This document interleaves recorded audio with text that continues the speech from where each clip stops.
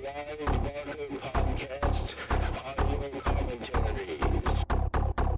Thanks to your generous donations to our Kickstarter funding campaign, Clive Barker Podcast presents Fundraiser 6, Bill Seeker.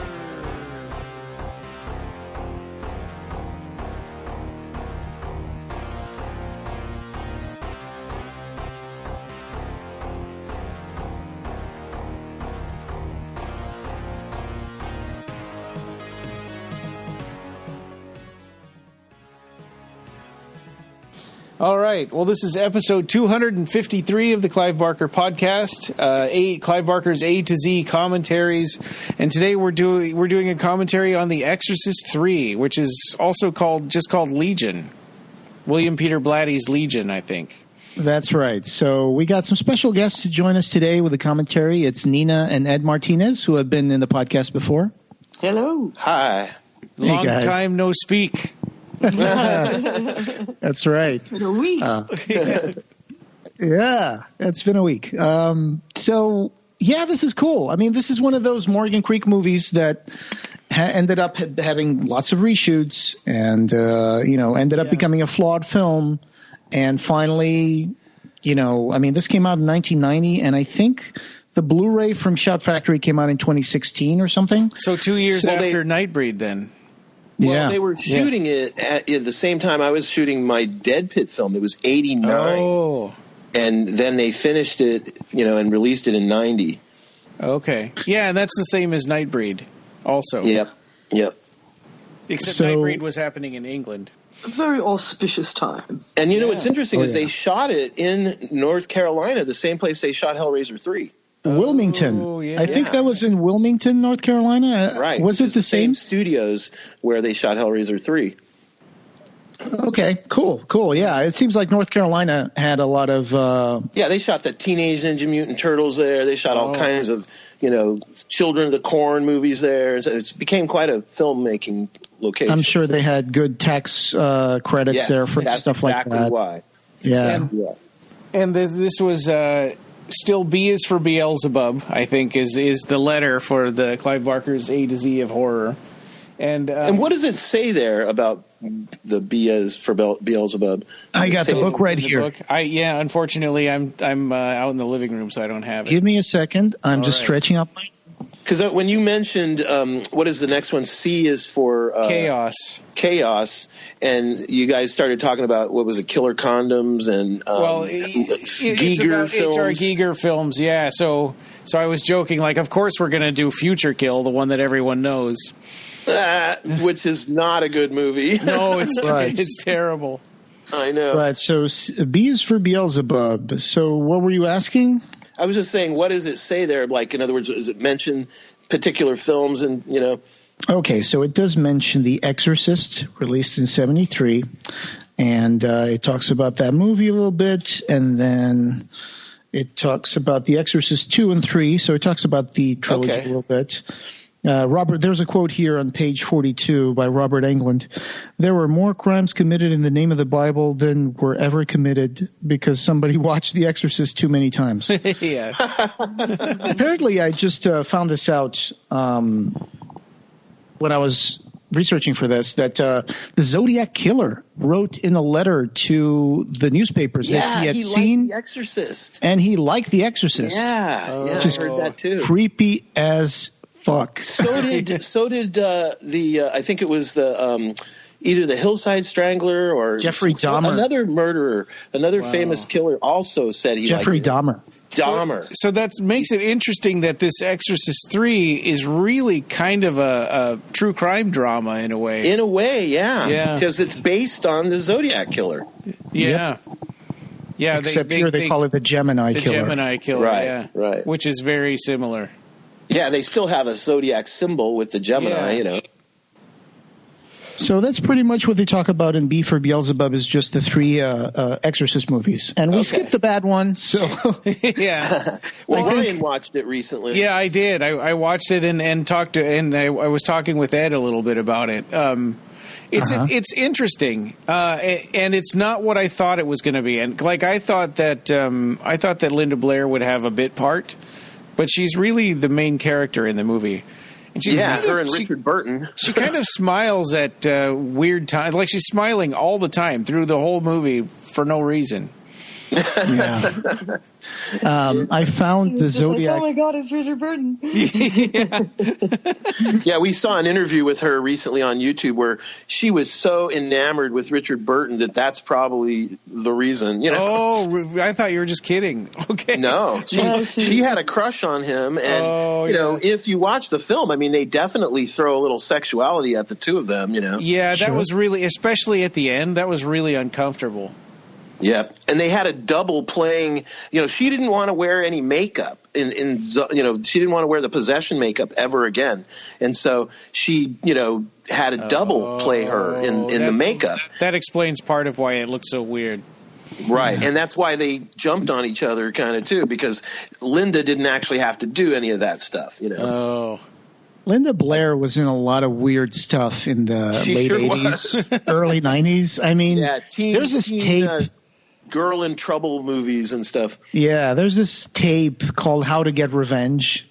I don't know if you've ever heard of that. She is like the hostess of the tape. It was a VHS tape that was sold commercially, and it came out in 1989. Oh. And it's her introducing, she's talking to the camera and she's hosting this.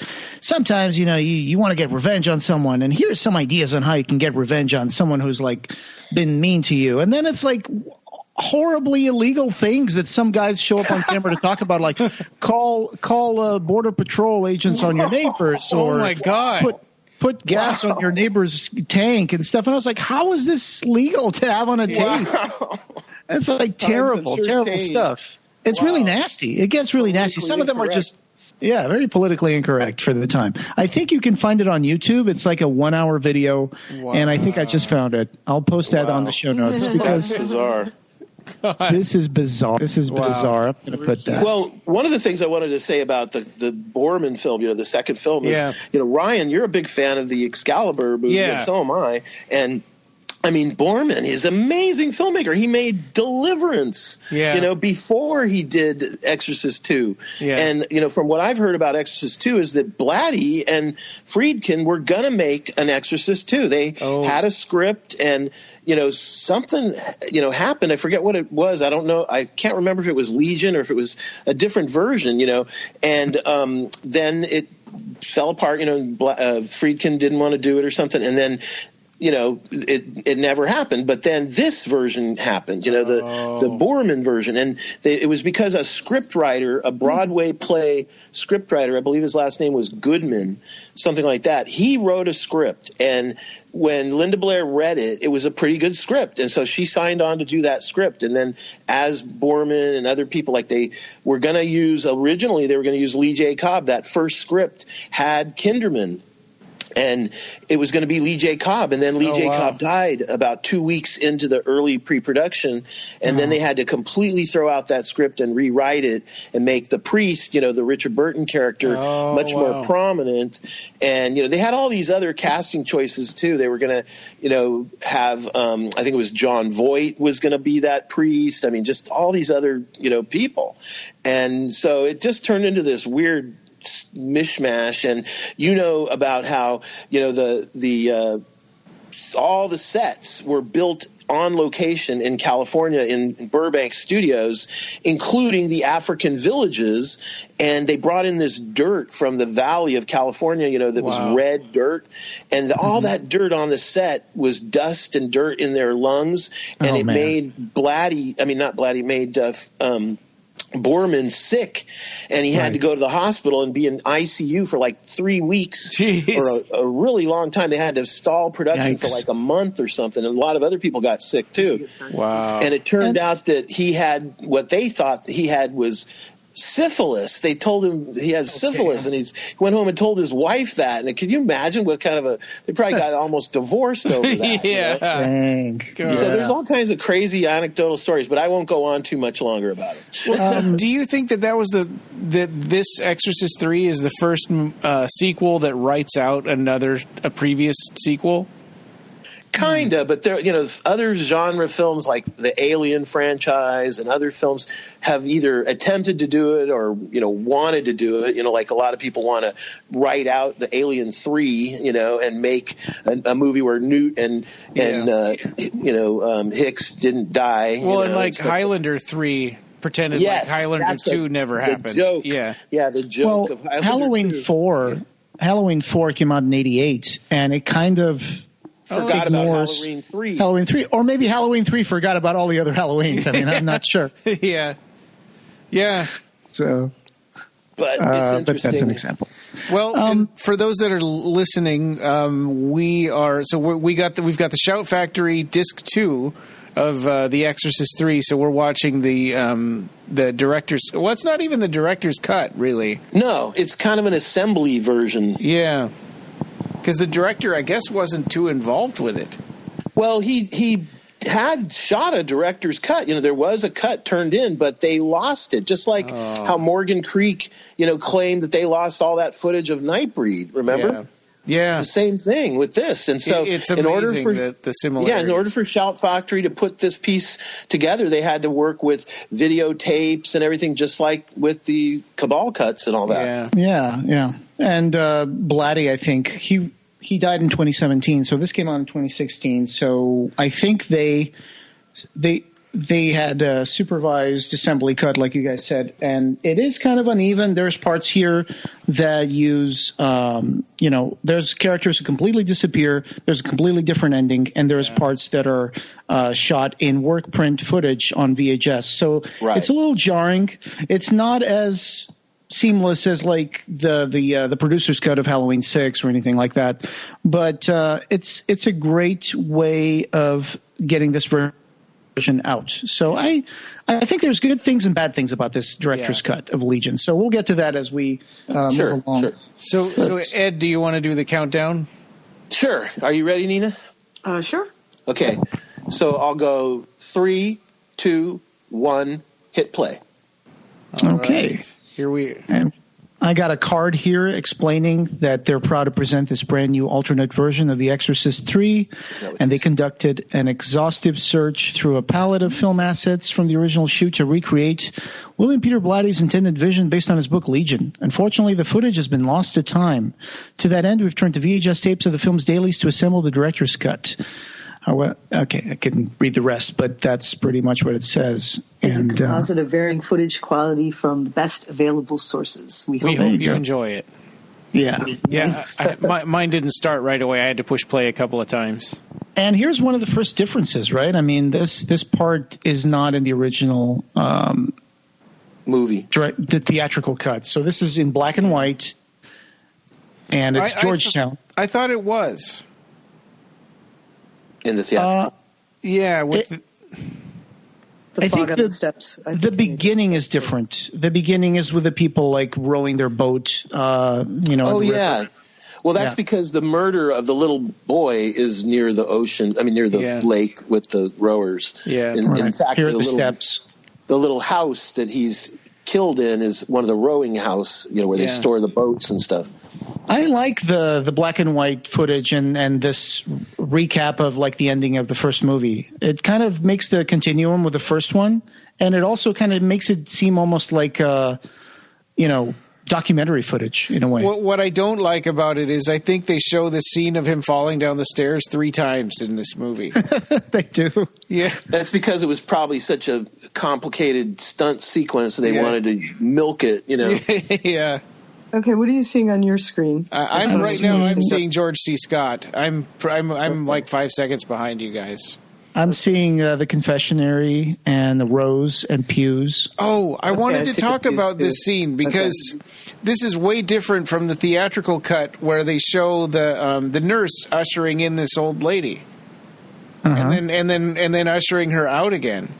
And I don't remember them implying in the theatrical cut that the nurse was in on these killings. Oh, and later on you find out that she was one of the people that was. Oh, by the way. Just for those of you who are listening to this, we are going to spoil the hell out of this. Yeah. So if you have not watched this film yet, stop this podcast, go watch the film, and then come back and listen. And I would recommend watching the theatrical cut first. Right. Yes. Yeah. That's what I did as well. And I got the credits here. We got Ed Flanders, Howdly Doodly Neighborino. Right. And there's the kid. I forgot his name. It starts with a K. Kinderman? Kristen.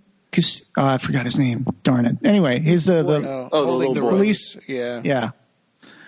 And Jason Miller, who originally was supposed to be in this whole movie playing the Gemini Killer, but unfortunately, according to Brad Dourif in the special features for this, unfortunately, Jason Miller at the time was an alcoholic and he was pretty far gone, so he couldn't do the whole movie. And that was one of the reasons why they used Brad Dourif to come in and do this sort of dual role with Father Karras. Boy appears again. Yeah. But in this cut of the movie, it's all Brad Dourif. Which correct. I don't understand why they did that. It doesn't make any sense. Well, it's not all Brad Dourif. Father Karras, Jason Miller shows up in some scenes. Not in this cut of it, he doesn't. Only he only does. In the theatrical version. No, he does appear as well. His face appears in there. I am going. Is it old footage? Oh wait, no, you're right. You're right. Film? You're absolutely right. Yeah. I forgot. No, when they're in the restaurant and they see the photograph of the old priests, it's Brad Dourif as Father Karras. Watch the photograph when it comes up. Yeah, why do they do that? I mean, because they wanted to make sure that Brad Dourif was supposed to be, this is a film that maybe nobody's ever seen The Exorcist before. Yeah. You're supposed to watch this film like it's on its own. Okay, so that's what I wanted to understand, because that is confusing as hell if you watch the theatrical cut first and then you watch this one. Right, and it's also confusing as hell as if you're a modern day person who can get the original Exorcist and then the sequel, this one and the Heretic and everything, and watch them all back to back and stuff. Right. You're going to be making comparisons that they never intended. That they thought you would watch this as an independent experience. Helicopters fly over the church. So, in fact, they intended it. Blatty intended it to just be called Legion, have nothing to do with the Exorcist in the title. Because he didn't like Exorcist II. Nobody liked Exorcist II. Even Brad Dourif in the special features of this calls it a piece of shit. Oh, God. And I found out Brad Dourif was supposed to be Father Karras in the first movie as well. He was up for casting. Yeah, I saw a photo of him. And, Marlon Brando and all kinds of people. Wow. That's amazing. So this is what the theatrical cut opens with. It's the river and then the murder scene. The rowers, the rowers. And 3 helicopters, all for just one dead kid. I mean, that doesn't seem like it would happen nowadays. But anyway. Maybe they were trying to find the killer. Yeah.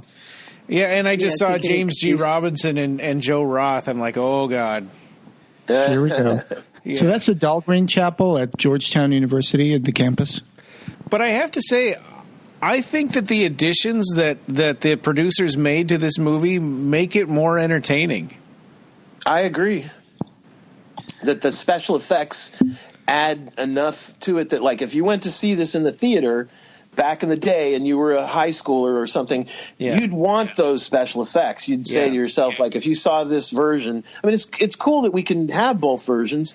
And, nowadays, like, as an adult, you're not so wanting the bells and whistles, but I could totally understand that back in the day, they wanted to make a lot of money and they needed to punch up the ending, Yeah.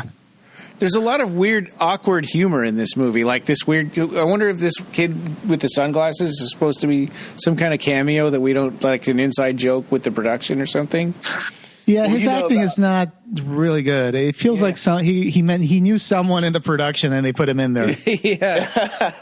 Well, Blatty down the stairs again. Well, Blatty, he put a lot of people in things, from all 3 of the films that he was involved with. He got, real priest jobs. He got non-actors jobs. He did a lot of that. Ed Flanders is a really colorful character here. He seems a little miscast for this role, but at the same time, he brings a certain levity to the interactions he has with Kinderman that otherwise would just be Kinderman being really stoic and angry and stuff. And he was the priest that was at the party when Reagan came down the stairs and said, "You're all going to die up there," right?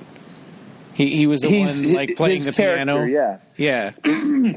Yes, his character. I don't think it's the same actor. I don't think so either. He doesn't look like him at all. Right. And he's so well known, from, I think he was on Saint Elsewhere TV series, as a doctor. He's always played doctors. And the Ninth Configuration. Great line coming up. Yes, in the Ninth Configuration. I asked you about that one, Ryan. Did you ever find out anything about the Ninth Configuration? No, I didn't. I've seen the movie like a week or so ago, and I thought it was a really good movie. It was William Peter Blatty again. Did he write and direct it as well? Yes, and he directed it before this. So that's his second film. And it has Ed Flanders. It has the guy who played Father Karras. Oh, wow. Jason Miller. And it's also got Stacy Keach, who was originally going to be cast as Father Merrin. Huh. Right. Oh, here's the first part of work print footage. There's a lady there in the police station saying, "What do you mean I need to dress more conservatively?" Yeah. Right. Yeah. And Scott Wilson was also in the Ninth Configuration, and he's also in this movie. You know who he is, Ryan? He's the guy who's on The Walking Dead as Herschel. Oh, okay. Have you ever seen The Walking Dead? Do you know? I've seen like the first 4 seasons of it, and then I got kind of tired of it. So he was the second, third season. I remember the farm, the guy who runs the farm, that owns the farm in The Walking Dead. That's Herschel. He's got a gray beard. He passed away now. The actor. We met him, remember? Yeah, we actually met him in person. He pretended not to be himself, though. Yeah, we were at this convention called Walker Stalker Convention. He pretended not to be himself. I get that a lot. Because it was the day before the convention when the vendors were setting up, and he was just walking through the hall, chit-chatting with the vendors. And they're like, "Oh, you look just like Herschel." He's like, "Yeah, I get that a lot." So you see the mark there that the Gemini killer does. It's kind of like a pie, but it's got like another little squiggly line underneath it. And this whole interaction at the precinct is amazing. It's Kinderman has a very Blatty brand of dark literary humor. Yeah, and it's weird. It's like these people don't understand him. I love that. I love his performance. The funny thing about it, I've heard that George C. Scott, was reading the script. The inserted scenes. He was reading the script, and he Blatty, definitely wrote this like the kind of pentameter like Woody Allen, like a Jewish comedian. You know. He used to write scripts for comedies, right? William Peter Blatty. Yeah, that's his best thing. He did all comedies before The Exorcist. He never made a horror film or a dramatic story or a novel with anything other than full on comedy. Yeah. He did, Pink Panther movies. He did, Danny Kaye movie. He did. He wrote a script that didn't get produced for Kirk Douglas of the original, One Flew Over the Cuckoo's Nest. He wrote a really good script, but didn't get produced. Well, do you think that this cut of this movie is not even a horror movie? I would call it more of a police procedural in a way. It's like a detective I think so story. too. So here's where we're introduced to the daughter. Yeah. And we have a little foreshadowing where the grandma says she looks like Pocahontas with that braid. And the mother-in-law who almost looks like she's the same age as George C. Scott. But one of the things I wanted to bring up was in the precinct when he asks one of the detectives there, it's like, what do you think about this trip in the Patna, Lord Jim? Because it's Joseph Conrad's Lord Jim, where it's about, the novel Lord Jim, which is about being in a boat. He's very literate. He's very literate. Which is about being in a boat that's sinking, and then Lord Jim escapes the boat with the crew, and they leave all the passengers behind. But anyway, it's kind of calling the precinct like a sinking ship. Right. That's funny that they turn on the siren because he's late for a movie. And then he just walks in and says official business, so he doesn't have to pay a ticket. Right. And in the first film, The Exorcist, he was saying about how he'd get free passes all the time. And he would give you he would let you, he was telling the original, Father Karras, he was telling him, hey, I'll get you, want to come to a movie? I got free passes, Yeah. There's a Ms. Pac-Man behind them. I like that both of the characters believe that they're cheering the other one up. Yeah, I like that too. Tell their friends that I'm just going to cheer this guy up. Yeah, because the priest was killed on that particular day, and it's like in the book. Oh, by the way, I read the book. And, I can make any comparisons from the movie to the book. And the book is different, but not that much, One of the things about the relationship between the two of them is, and Blatty said this, I bet, Joe, you heard this on the commentaries and stuff, that Blatty says that, in the books, they're much better friends. Like in the movies, you don't really get the impression that they were, like from the first movie, if you've seen The Exorcist and then you watch this movie and you think to yourself, like, God, he didn't even know Karras. First time he came up to Karras was when Karras is running the track. And they just exchange a few barbs, and they sort of become friends. But then he Karras invites him dead. to a movie, and he turns him down. And then he's dead by the end of the movie. They never go to a movie together. And in this movie, he says it was his best friend, and he loved him. Right. And so when you ask Blatty about that kind of stuff, he acknowledges it, but he just says that that's just what he wanted to do. He just changed things. And in the book, there's an entire character that's kind of like not in the movie, right? There's Larry King in the restaurant right there. Yeah. How can you miss him? I was like, why is he there? I don't know. Yeah, there's another famous person in the restaurant there, too. I forget what the other person's name is. It's Larry King and someone else.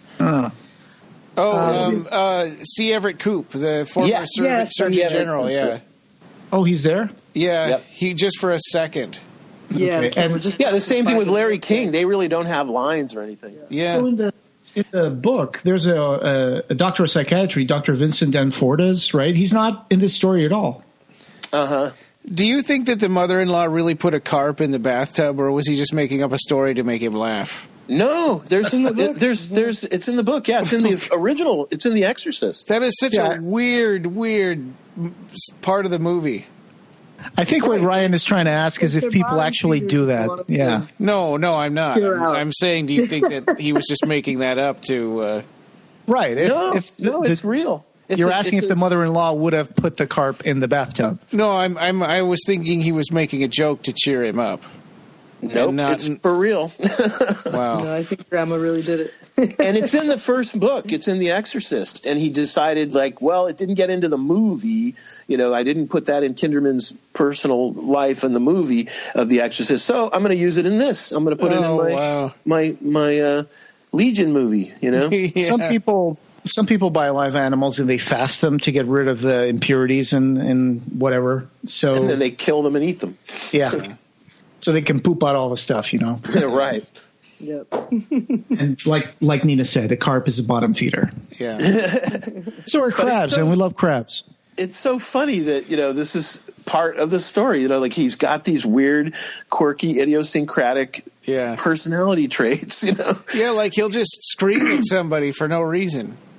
Yep. They all know that he's like this crazy old man, that is on his way out, like he's practically ready to retire, Yeah. But I love these philosophical barbs that they exchange here at the restaurant about God, Yeah. Yep. Where he's saying that your God is blithely walking through the universe like a cosmic Billy Burke. Yeah, from The Wizard of Oz. It's you got to be literate and you got to know movies to catch that reference. Yeah. That's the good witch of The Wizard of Oz. That's what happens when a writer writes movies. Yeah. Exactly. Yeah. A script writer at that. And here's the part where they describe what happened to the young boy. And it's so terrible. We never get to see anything. Yeah. And none of the murders we get to see the bodies, even though they made props for these things. I got Fangoria number 94 here open in front of me, and illustrating the opening of the article is the father that dies in the confessional. It's going to come up, Father Kavanagh or whatever his name is. And they made a head. So there's a picture of the corpse inside the confessional with the head in his lap. Yeah. And the head has this astonished look. And it's they never showed any of that in the movie. Right. In the theatrical cut, they paraded those people in front of him in the ending, right? When it was hell was opening up in front of him and then down in the pit. Yeah, and then there's the kid on the cross with the black face Jesus head on his shoulders and stuff. Yeah. Yeah, because that was a reshoot. Oh, here's Father Kevin. Here comes the nurse with the old woman. Yeah, so she's walking her around to help her kill people. right? Yep. I mean, but they're both possessed. They're both controlled. Oh, but she's not catatonic. Yep, but they're being controlled by the Gemini killer. Well, I don't think that the nurse knows what's going on. That particular nurse. She did look sort of out of it, but then she's also kind of just got a grumpy face all the time. So I think she's just taking the old lady to confession because it's something that nurses would do. Like whenever supermarkets have like a little short bus that takes old people to go to the Albertsons or the Kroger's and stuff. So I guess she's just walking her over to the church from the hospital just so she can go to confession. But then unbeknownst to her, the Gemini killer is possessing these people because she would have to be control. She would have to be out of it to not know what's going on here. Because what And what happens afterwards? After the head gets chopped off and the head gets placed in the lap holding the hands of the head, and then she crawls back through the whole, the little window of the confessional booth, because she doesn't come out of the door of the confessional and enter the door of the other confessional on the priest's side. It's a wall between them with a little door window. So she has to crawl through, because in the book, the detectives are asking, why would you want us to fingerprint the inside on the priest's side? And it's because Kinderman is trying to solve the crime. He's trying to figure out who's doing these murders, and then he realizes after a while that they're all different. The fingerprints are all different. See, what she would have done is gone into the confessional, closed the door. Everyone would have waited politely for her to come back out. She comes back out. She walks away as if nothing happened. Then the next lady goes in, finds it, and breaks down. And the blood comes seeping out from under the door, See, she's still broken down.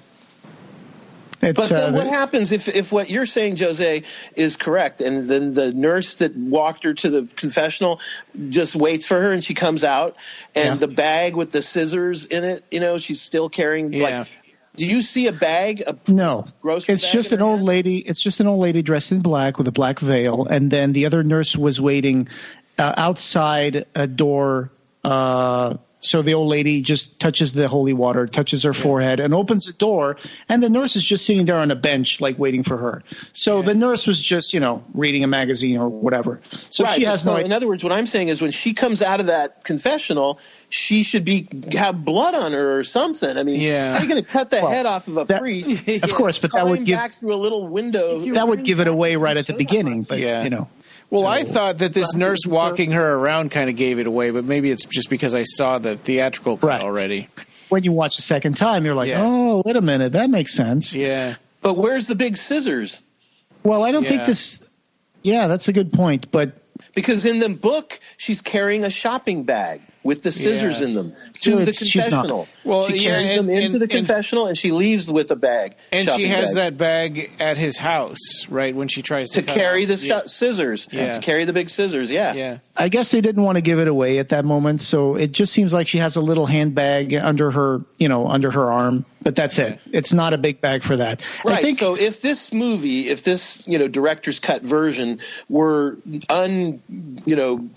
besmirched, like if it were just the original director's cut, all 35 millimeter film, no videotapes or anything, I wonder if he wanted us to not be able to figure this out. Like, in other words, was it supernatural? Did the position of the demon that was my take create the severing of the head without any weapon? Somehow? That was my take of it, But I mean, I honestly, the second time is the only time that I actually made the connection to the old lady going to the confessional, because it's such a quick little shot of the nurse walking the lady there, and then the lady walking out. And you wouldn't know that who you don't imagine it's connected at all. They just look like extras. Yeah. From the first time through.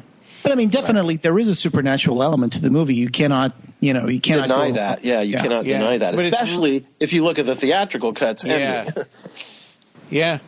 Where they brought back possession and hell and stuff like that. Supernatural up the yin-yang. Yeah. So Kinderman seems to me, like Ryan, you mentioned that he yells at people and stuff. He's always on the edge of something, right? He looks like so stressed out, and he's just so tired and sick, and he's so run down by his work and the fact that he has to go to work every day as a detective and face this horror, right? And everybody, almost everybody that gets killed are people that he knows. Yeah. But, I mean, just on the blotter every day in the police station, hookers and pimps and drug addicts and, just the dirt and the scum of earth. That's, in the book, it's very evident that the character is, like not believing in God and, he's, trying to make sense of all the horror of the world, Yeah. And especially a confessionary killing. It just brings to mind all the privacy and intimacy of confession as an act, and then it's completely subverted because they use the privacy and intimacy of confession to commit murder. Yeah. And the way that the lady is saying, that this 17, and I killed a waitress. The relish. It's like the Zodiac all the killer. Bleeding, as she complains. And she complains about the bleeding. The voice complains about the bleeding. Yeah. But then he hones his craft in the next one to remove someone's blood without spilling a drop. Oh, my God. Right? So it's like it's a work in progress. Yeah, maybe he's getting better. He's getting better. And when they discover it, you don't really see the guy dead in the confessional, but we see these little tableaus that convey how the violence, this harsh violence happens, and then it's disconnected from the world that we're seeing. It's just a mundane world that keeps ticking. You see little kids sitting on the pew, and you see like a candle burning, and then you see something, and then you see the blood seeping from under a confessionary. Yeah. So there you go, bam! You get that punch to the gut. Yeah, he's trying to show contrast, innocence and then evil and stuff. Yeah. And then also the thing about the little boy, that's crucified, that whole thing with the severing of the head and the painting of the face like a minstrel and all that. Uh-huh. Yeah. Oh, here's another shot that comes from the work print. A nurse comes in and says, "I'm here to take a little blood from you, Father." Foreshadowing. Yeah. Right. Yeah, and then there's that weird comedy routine, like the people in this hospital are like incompetent idiots. Right, and she yells out, "Who stuck this guy?" Yeah. And that's also in the theatrical cut, but it's just completely random, and now we know why she says that. It's in the book. Yeah. All that's in the book. Yeah. Because I was like, first in the theatrical, this nurse comes in with a red cardigan, and she thinks she's in room 409 and says, "No, this is 411." And then next thing is like the other nurse shows up and says, "Who stuck this guy?" Yeah. And it's like, that makes no sense. But now we know why, because she came in to take blood. Yeah. Incompetence. Yeah. Yeah. You know what else was interesting is, I hope the listeners don't mind jumping around and stuff, because I'm going to talk a little bit right now about the big scissors, Oh, yeah. Okay. I just want to say a couple of things before you do that, because they're related to this scene. But he's got an Omni magazine over there. It's from March 1989. The Ultimate Travel Guide is on top of the stack of things. And I also wanted to say Ed Flanders sounds like the most Jewish Catholic priest ever, because when the nurse walks out, not just the way he speaks and the way he makes jokes, but he says to the nurse, "May the Schwartz be with you." Yeah. Yes. Which right is out of from Spaceballs. Spaceballs had right. come out. But go ahead, Ed. Talk about the scissors, because those things were created for this movie, right? Yes. In fact, they did not exist, before this movie. Like, in other words, they take you into the morgue or the lab where the teacher is teaching, autopsy techniques, to the interns and stuff. And there's a place, I guess, on the wall where the scissors should be, and they're missing, and they end up, Kinderman's there and he's talking to that guy and he's finding out that what are these, and he says like, "Oh, well, we use these, in autopsies, to do dissection and, to amputations and stuff." And so then he pulls them off the wall. He says, "These are like a brand new pair." And Kinderman says like, "Well, what happened to the other pair?" And he goes like, "Oh, no, they're on the table." Yeah, but that's the movie. I'm talking about the book, too. Okay. See, I listened to the audiobook recently, and it's interesting because I'm blind, so I hear the audiobook and then I listen to the movie, and there's some differences, but not all, And so in the movie, they had to build these scissors. They used like hedge clippers or something as a model. That's right. They had to construct multiple copies of them, and in the movie, they make it seem like they're spring-loaded. So you have to pull really hard to get them apart, and then they snap right, but then they snap closed like a vice. Very effective. So they put a cool sound effect on that and everything, and and so I just wanted to say that for the listeners that there's no medical instrument like this. It's a complete fabrication. I was kind of wondering what that would be useful for. chopping off heads. Of course. Yeah, right. Cutting how limbs or often do you something, need to cut somebody's head off in an autopsy? Or a really big chicken, Yeah, all the time. Yeah. Like one of those Flintstone chickens. But so this section here was when they were discussing the fingerprints inside the panel of the confessionary, and they discovered that there's two different sets of prints, both on the confessionary and on the oars that Kintry, the young black boy, was crucified on. So now he thinks there might be figure out who did it. It's not the same person. Yeah, which is really messing with him. And now here's this crazy dream. Oh yeah. Oh, yeah, the dream sequence. It looks like it was shot at Grand Central Station almost. I'm not sure if that probably it's a set. It's all North Carolina. Well, but this opening is the ceiling of the Hagia Sophia in Istanbul. Oh, really? Yeah. Well, I heard that on the theatrical cut, at least, that the top of it is a matte painting. And the bottom is real. When they show the hallway with the hospital beds, it is a matte painting. But the ceiling, the shot of the ceiling as the door opens, it's actually the Hagia Sophia in Istanbul. You can go check it out online. It's the same thing. So now this dream, there's Father Cavanan. They imply in the in this cut of the movie that this dream was sent to him by the Gemini killer. Because that he's experiencing communication from heaven. Maybe that's what I took out of. The Gemini killer quotes this dream to him and imitates the train and the station and stuff. Samuel Jackson over there. I think he's just saying that because he's showing him that he comes from the other side, and this is a view of the other side, right? And he knows his dreams. But either way, this is more than a dream. This is some kind of supernatural message. Thing. Yeah, it's like a message. He doesn't know yet what happened to his friend. And in the movie, does he say to the young black boy who was given the crucifixion, does he say, "I miss you"? Yeah. He says, "I miss you too."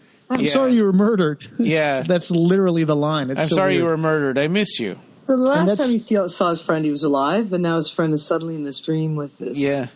That's and the angel of death. It's not a dream for me, right? Right. And here's the angel of death, played by a baseball player. I forgot his name. Yeah. Patrick Ewing. And of course, we already it was basketball. We already scanned past Fabio the angel. Yeah, Fabio with his angel wings. Yeah. And I heard in the commentary, or some of the behind the scenes stuff, they were talking about how they were making those wings right up until the last minute. They were so afraid that they were spraying them white and that the paint was still going to be wet. And that they were going to be made of ceramic. They were going to be more like statuary wings. And then they decided, no, that doesn't work. Feathers all over Blue feathers on them. And it looks a little funky. It doesn't look like too good. Yeah. Yeah. And from what I understand, they were made on some sort of a rig where they would walk up to them and shove their shoulders up to them, as opposed to having harnesses where the wings would be all floppy, They just have to stand in front of them. Right. Here's this great POV shot of Kinderman walking into the hospital to visit his friend. Well, not to visit his friend. He knew what was happening, but he walks and everybody's staring at him and they're staring at us. And this wide angle lens shot where they both walk to other sides of the room and we see the bed in the middle. It's just amazing. It's a really long shot too.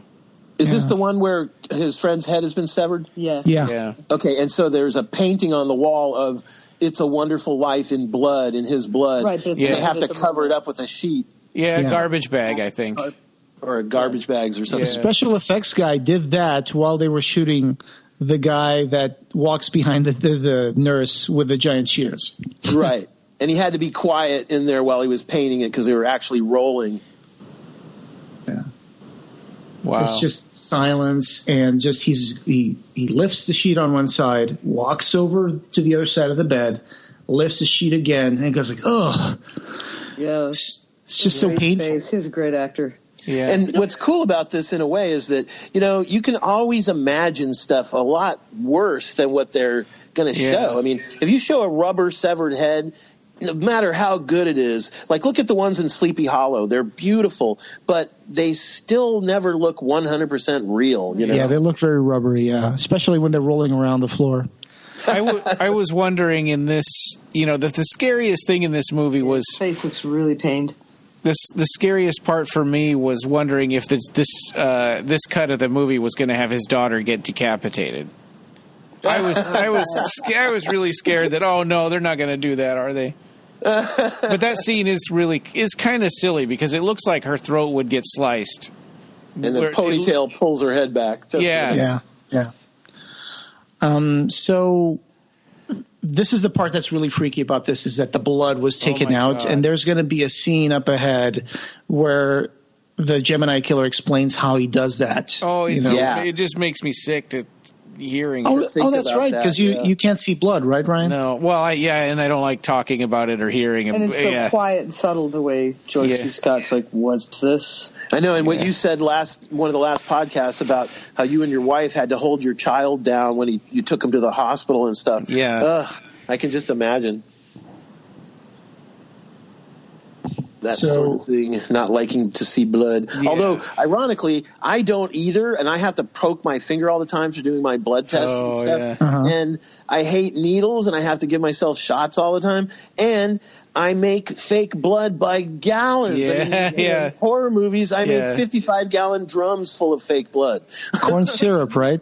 But you can't help but notice, though, when George C. Scott, when they're doing all the shots of the bed, the immaculateness of the sheets, how white they are, how there is no blood. Yeah, there's not a drop spilled. Yeah, that's completely deliberate. Yeah. In the dream sequence, I had some stuff I wanted to bring up. One of them was the guy. There's an Asian lady trying to contact Earth on the radio, and she's like, "Calling Earth, can you hear us? Calling Earth." And then Samuel L. Jackson is there playing a blind guy, and he says, "The living are deaf." That was Samuel L. Jackson? Yep, that's Samuel L. Jackson. A very early role for him. Wow. And Ed Flanders in that vision, he's like slamming his back against the bed and going back and forward, just like Regan when she's possessed. It's actually not Ed Flanders, because on Fangoria 49, Greg Canham says Ed Flanders had just gotten his back surgery, so he couldn't do that. So they had to make a fake face, put it on a mannequin, and have that go back and forward on the bed. Yeah, see, that was one of the things about the reshoot is, they didn't have, all those special effects and stuff until the reshoot. I think I heard somewhere that they gave them $4 million more to do all the reshoot footage and re-edit and, fix the sound and all that kind of stuff. And Greg Canham, he's a great special effects makeup artist. He did Lost Boys. He's done, like old age makeup, like in Titanic. He's done, just all the Francis Ford Coppola's Dracula, like all the suits and makeup in that. And so, his company was hired to do this, and he had a couple of, his guys, Mike Smithson, and I forget what the other guy's name is, who did all these prosthetics and stuff, for the reshoot, and for some of the stunt stuff. Like, I'm sure going down those stairs, they put some prosthetics on the stuntman to make him look more like Karras, more like Jason Miller. Yeah. There's something from Fangoria about Greg Canham talking about the special effects they did for the movie. Some stuff obviously never made the cut. He just mentions at one point there was going to be a changing head. It's going to be a motion control head that would change between 30 different faces, and that the head was going to make the same movement every time, and then they were going to change the face part of it so that all the faces would appear with lap dissolves as it went through the motion. But of course, I'm probably a budget thing. That never happened. So they never built that? I don't think so, no. Well, they might have started, but then that might have cost a fortune to do something like that. Yeah. And here we're seeing the old friends. That's right. The old man in the yeah, that's the guy. A doctor smoking in the ward. It was the 90s. Yeah. Yeah, and you can tell from his performance and right in the beginning that there's something really wrong with this guy. Yeah. Like he's on the brink of And in the book, they say that he's like living in his office. Like I think they say that his wife had died a tragic death or committed suicide or something like that, where it broke him. Like he's messed up, and he's a psychological doctor. He's I forget what they call him, a psychotherapist or something like that, because he's been working with the Gemini killer guy, the Jason Miller, Brad Dourif, prisoner in there. And for the longest time, I think supposedly he's been living in that hospital for 15 years. Oh my God. And he was completely catatonic and docile. And then all of a sudden he started getting violent and crazy, and that's when they had to lock him up. in the Disturbed ward, which reminds me of Hellbound, Hellraiser 2, and Dr. Chenard has all those people stuck in the basement. Yeah. And this guy's office is also kind of like a Dr. Chenard office because he's got all this occult stuff on the walls. He's got like naked pictures ladies and stuff. Yeah. Like right where anybody, and he just invites people in. Yeah, I'm sure he's, intended to be shown to be mentally disturbed, because eventually you find out that he'd been working with the Gemini Killer so much, like sleeping on the premises, like going and seeing the Gemini Killer in his cell in the middle of the night, like 3 a.m. and stuff. Yeah. That's all in the book. And so the Gemini Killer, of course, eventually takes over his body too, with his possession. Yeah. And this part here where he's talking to the lady, Clelia, it's very important because she talks about listening to her radio, which is invisible. Yeah. And she says, I hear dead people on my radio. Yeah. And then you had that dream sequence where the lady was trying to contact Earth. Right. It says the living or deaf. So there's this idea that the spirit world tries to communicate, but they can't do anything without, like Brad Dourif says, without a neurological system. They have to have a body to be able to act on the world. Otherwise, they can just send these messages. Yeah. But not everybody can hear them. It's kind of like Prince of Darkness, the John Carpenter film, too, where they're getting these signals, seemingly from like another dimension or something. Receiving this broadcast in a dream. We live in the year 1999. Yeah. So all this stuff is just a set. I saw the pictures of them building this in wood and stuff, and they really, really tricked me because I thought at some point they might have shot this in an actual hospital or something like that. But nope, that is just a set. And the hallway for the hospital is done in forced perspective.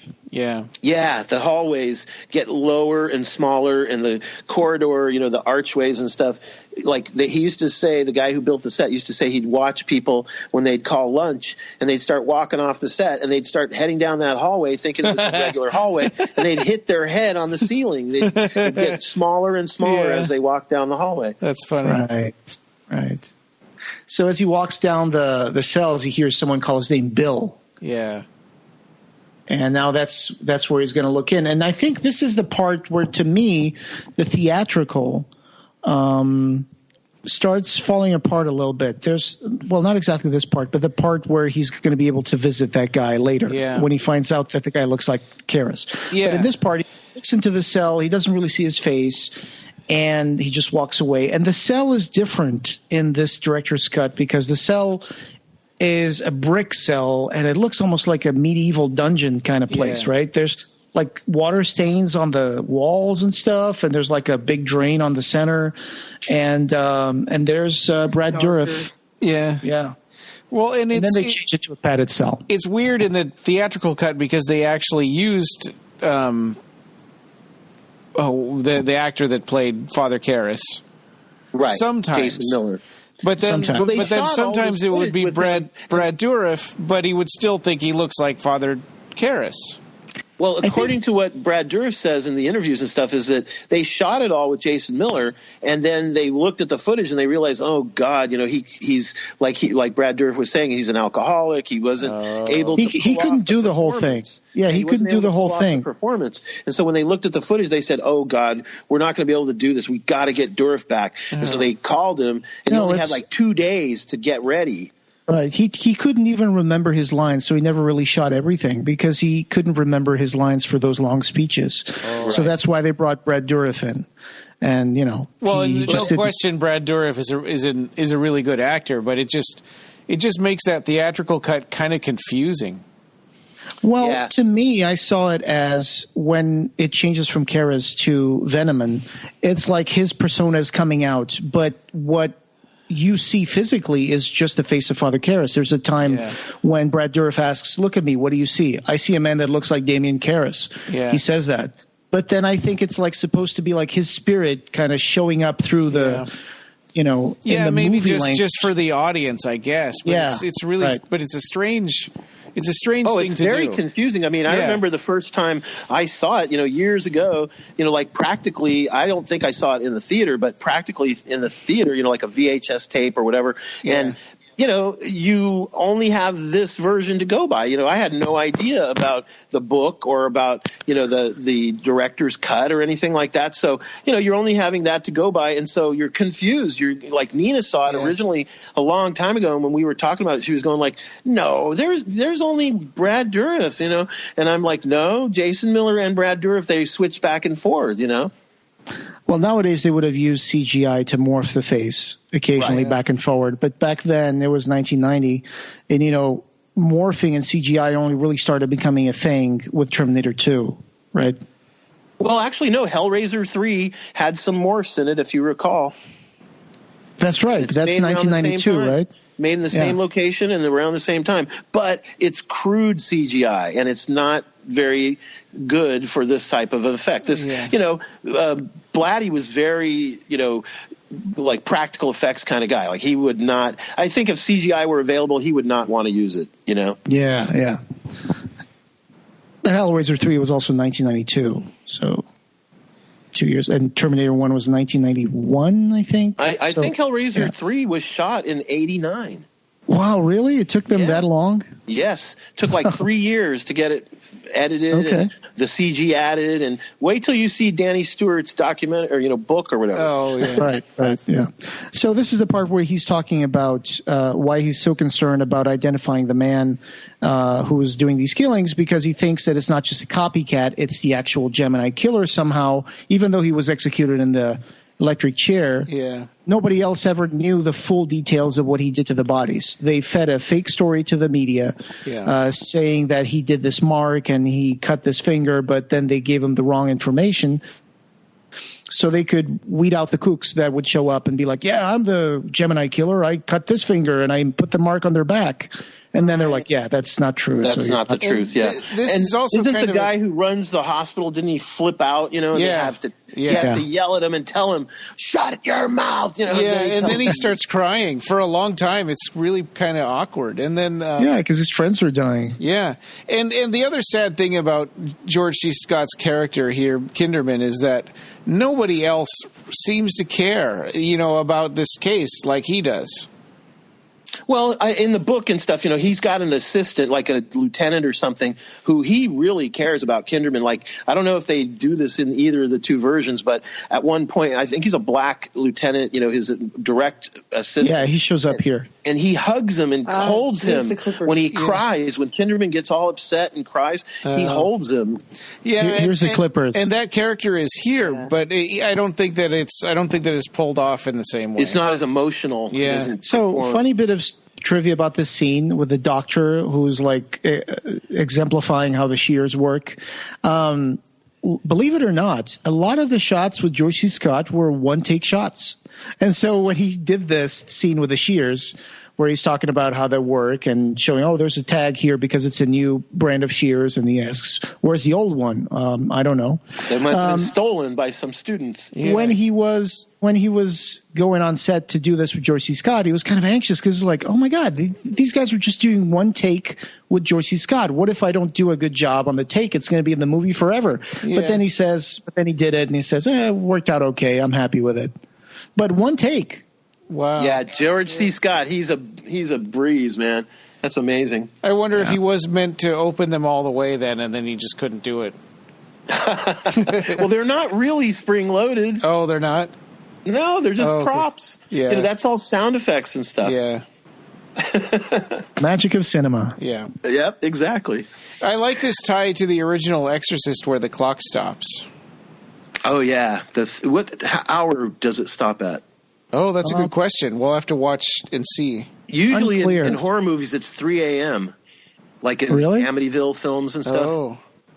Is there a reason for that? Is it because I think it's supposed to be just considered the witching hour, or even though midnight a lot of people think is the witching hour, it's like I guess it's some sort of. They don't show they just show the pendulum, but they don't show the face. Yeah, it's really hard to see the where the hours are, or the. Yeah, it seems like it's evening because he's talking to. I don't know if this guy would be. He's not a bishop. He's another priest. He's probably the head of. The one that says the fly. Yeah. Yes. Yeah, I love that line. He says, "I love it's a wonderful life. We're going to see It's a Wonderful Life." He says, "What's your favorite picture?" the fly. Yeah. So this is the part where he introduces all this tension because all of a sudden the clock stops and we see a door creak, and all of a sudden the action completely stops. They stop talking, and the priest just goes back to looking at something else, and it's almost like a dream sequence. Like all of a sudden the movie stops, and this kind of like dreamy sequence where he walks out in the landing, and the lights flicker and die. It is weird, right? The priest has no interest at all, and even though he should be able to see all that stuff too. Yeah, at first I thought this was going to be like a hallucination sequence. Something's happening with the audio. Yeah, can you hear me? Yeah, I'm good. You're back. Okay, I'm sorry about that. I pulled the cable out. Oh, okay. But this is like the devil is watching, Yeah. And the God goes to sleep and the devil leaves the porch light on. There's the Joker statue right there. Yeah. Yep. Yeah, now So those creepy. statues were sculpted and made specifically for the film, of course, because you can't chop the head off a statue that's in a public place, Yeah. Right. Speaking of that, it's a set. This is all a set. And that Joker statue, they wouldn't have that there in the church. No, William Peter Blatty actually wanted it. It would have been a different head, I think. Yeah. William Peter Blatty asked the prop guy to make the Joker. Yeah. Oh, really? It's in the special features, yeah. So you even see the hair is kind of green on the statue. Huh. Yeah, and you don't see it for very long, I guess, and so it's just intended to be subliminal, like the Joker is a madman, and the world of a mad world. Just like Jesus' statue opening the eyes. It's like, I'm not sure that's even something that's happening at the moment when the whole opening sequence. Versions. That's in the theatrical and in the director's cut. But that whole sequence where the garbage blows into the church and all the pews have their hymns flying out and Jesus opens his eyes, and it's almost like, see, Jesus is opening his eyes. He's acknowledging that the evil is here. Yeah. Right. It's kind of like almost a like symbolic. The battle is going to be joined. That's right. Yeah. Sunday. Jesus versus the devil. Yeah. But I really love the Kinderman, and Father Dyer's, dialogue that they had all at the restaurant and everything about movies and his the whole commentary about how how could God let such evil and such horror happen and everything, and then Dyer just says it all works out in the end, at the end, by the end of time, and he says, that soon, huh? So in this section here, they're talking about what's the connection between Father Kavanagh and Father Karras, and they're bringing up the exorcism of Regan McNeil. And then I think there's a part somewhere in this director's cut where they mentioned that there was a priest who did an exorcism and his hair turned white, and that's going to be Father Morning, and that's the character that was completely shoehorned into the theatrical edition, and he's not in this one at all. Yeah. Right. And he's not in the book, of course. The book is just the original script version. Because Damien Karras crawled out of the grave, and this guy had a heart attack and fell in the grave. Well, according to what I've read, it's he didn't crawl out of the grave. What it was is his body was placed in a coffin, and there was a priest who was given the job of dressing his body and preparing it to be buried. And somehow the demon, woke up in Karras's body, creeped out of the coffin while the coffin had not yet been sealed or put in the ground, and he killed that priest and he put him in the coffin. Guys, you're talking about Brother Fane. It's a different one. Buried Brother Thane in that coffin, and then when Kinderman has that exhumed, they figure that out. Yeah. The Gemini Killer mentions that, And the Gemini Killer says about it's a funny moment, chuckles and laughs, and when he crawled out of the coffin, that was funny to see Brother Fane. Yeah, but could you imagine him being all broken up and everything, where he's barely able to climb out of the coffin, and he still was able to kill Brother Thane? Yeah, and he's brain dead. He's probably just being... He didn't kill him. He died of fright. He had a third heart attack that killed him. Well, he still killed him somehow. Right, exactly. Yeah. And he was kind of he's probably partially being piloted by the demon. This poor lady, fully, yes. Yeah. This poor lady. I mean, some people think she's creepy. I just feel sorry for her because it seems like she's so lost and so forgetful of who she is. It's just heartbreaking. The one that listens to the space radio. Yeah. There's Dr. Temple's office. Here's the office of the doctor with all of his weird symbology. And the Dr. Chenard of this institute. That's right, yeah. So weird. He's got all these giant tarot cards hanging from the wall and Crowley. I bet the art department had a field day making this set. Oh, yeah. And then a sign that says, a psychotic is someone more neurotic than his doctor. Yeah. I'm surprised they didn't put that little and then the big says you don't have to be crazy to work here, but it helps. Yeah. And the big portrait of himself like Eigerman. Yeah, exactly. And all that art, African art statuettes and stuff on the back, like voodoo stuff. Right, which could be demonic imagery and stuff. Yeah. Right. Tribal. But he acts like he's going to spill the beans entirely. Or you think he is spilling the beans, and then nope. And a complete giveaway that whoever did the set dressing had no idea that it's not medicine. There's a phrenology bust right there. It's totally bunk. Like Chenard, like a Dr. Chenard prop. Yeah. I think he also had one of those. Yeah, he does. Yep. And so one of the other things about the cast is that Father Morning, of course, is Nigel.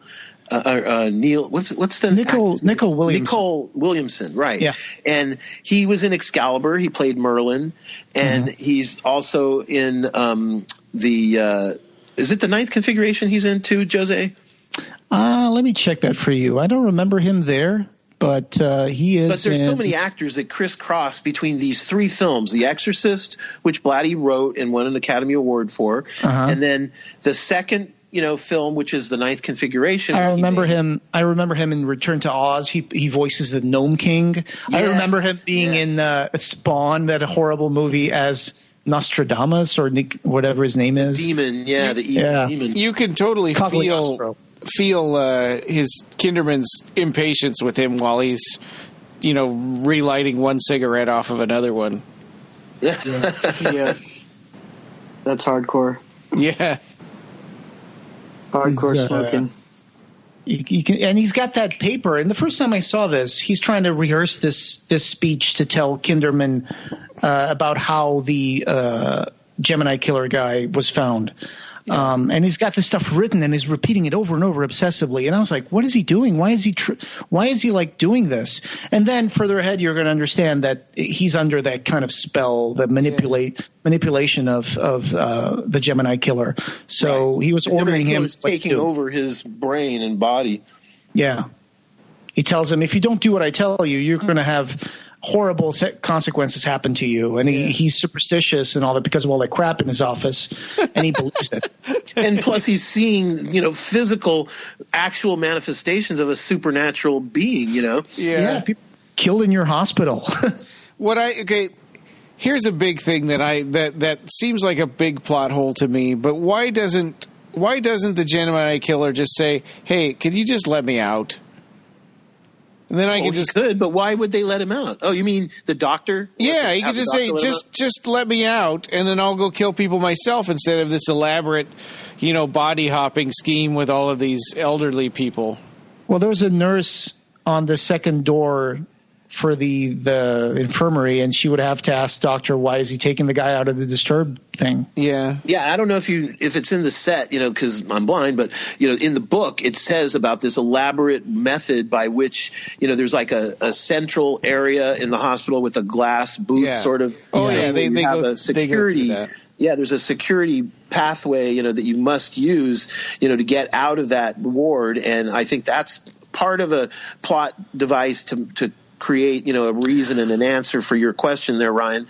But also, I think that, the whole idea of the fact that he can possess people's bodies, it's a supernatural trick, and why not use it? And the Blatty, when he wrote the script, he wanted to write. I mean, when he wrote the novel, the book, and everything, I don't know if you knew this, but that he and Friedkin were going to try and get this made themselves as Exorcist II, and then they had trouble, and Friedkin left. They couldn't agree. They had a falling out or something, and they separated. And then he went off and wrote it as a novel and got it published, and then the studios wanted it once they saw it was a best-selling novel. Yeah.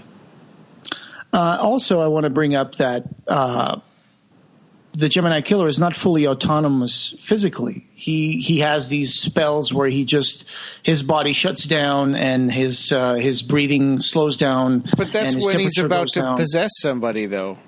Yeah. I wonder if physically, if he's still broken, though. It took him 15 years in a catatonic state to re-knit his body back together enough to even be able to wake up and talk. So he might not even be able to walk that well. But they said once he woke up that he was violent and it was terrible.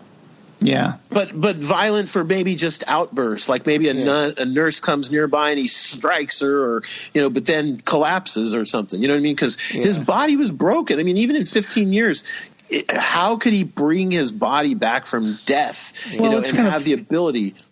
It's kind of a moot point. It's just the way the movie is written. Sometimes you just have to roll with it. Yeah. I agree. I see.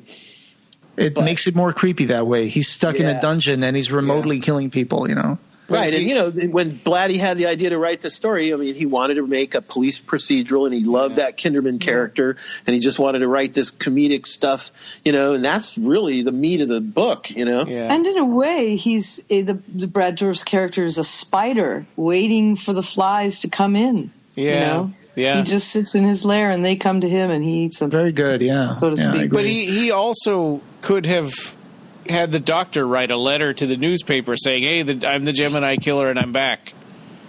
But he was really intent on trying. He was executed, Ryan. So people would say, "Well, that's not true." And I think that they would think he's just a crazy man to all the murders. I mean, he wants the policeman to do it. But I think it's a battle of wills between the policeman and the demon. You know what I mean? It's like the when you think of Blatty and you see all his interviews and everything, you see him talking about the whole purpose of writing The Exorcist and writing this and stuff is he wants the audience to believe in God. He wants you to see these evil things, like the Kinderman character is seeing this evil in the world, and he's saying, how can there be a good God in heaven if there's such evil and horror? And that's why his friend says, but then there's also such true beauty, and why does a soldier jump on a grenade? Why is there selfless acts? And the same thing is in the ninth configuration. The ninth configuration, where a killer is getting some sort of redemption, In this case, it's not redemption he wants, it's revenge. The killer wants revenge, against Karras. I mean, Karras is the demon now, and he wants revenge against Kinderman. Yeah. So who is the master that he keeps talking here? Who do you think it is? Do you think it's the devil or just Pazuzu? I think it's Pazuzu. I think it's both. I mean, Pazuzu is obviously an agent of the devil, and, so it's like, who can say, really? They're all the same. Evil is evil, For me, I thought it was the devil, that he was talking about the devil. But, so basically what happens is that as Karras dies falling down the stairs on Prospect Street, the Gemini Killer, by amazing coincidence, is being executed. And when that happens, the devil grabs the Gemini Killer's soul, says, your job's not done, and I got a job for you. So he just as Father Karras' soul is getting out of his body, he kind of jams the Gemini Killer in there and says, let's go ahead and put you in here so you can continue your job. And that's how he ends up here. And in the meantime, Father Karras, who was completely absent from the book, his soul is probably in heaven, whatever. It was just the body that was left, right? That's what the book is like. And here in the movie, Karras is stuck in the body as a punishment for exorcising the demon in the first movie and for cheating the devil out of his victory. And he's forced to see as the Gemini Killer kills every single victim and kills his friends. The Gemini Killer's dialogue says that he's in here with us and he's suffering. Yeah. But, what's interesting about that's in the remake, in the reshoot, right? That's in the theatrical. Is that not in the director's cut? I think it's also in here. I think he mentioned something about Karras being in here. Yeah, he does in both. He does, okay. Yeah. But Karras doesn't manifest himself at any time in the director's cut. Well, he does a little bit because he stops... He stops the that's the old right. lady from strangling. Yeah. Tunein. Except in the theatrical cut, we get the feeling that happens because Father Morning shows up and he interferes. And in this one, it makes it feel more like it's Father Karras that kind of, in a brief moment of fighting, prevents him from killing his friend. Yeah, I agree with that.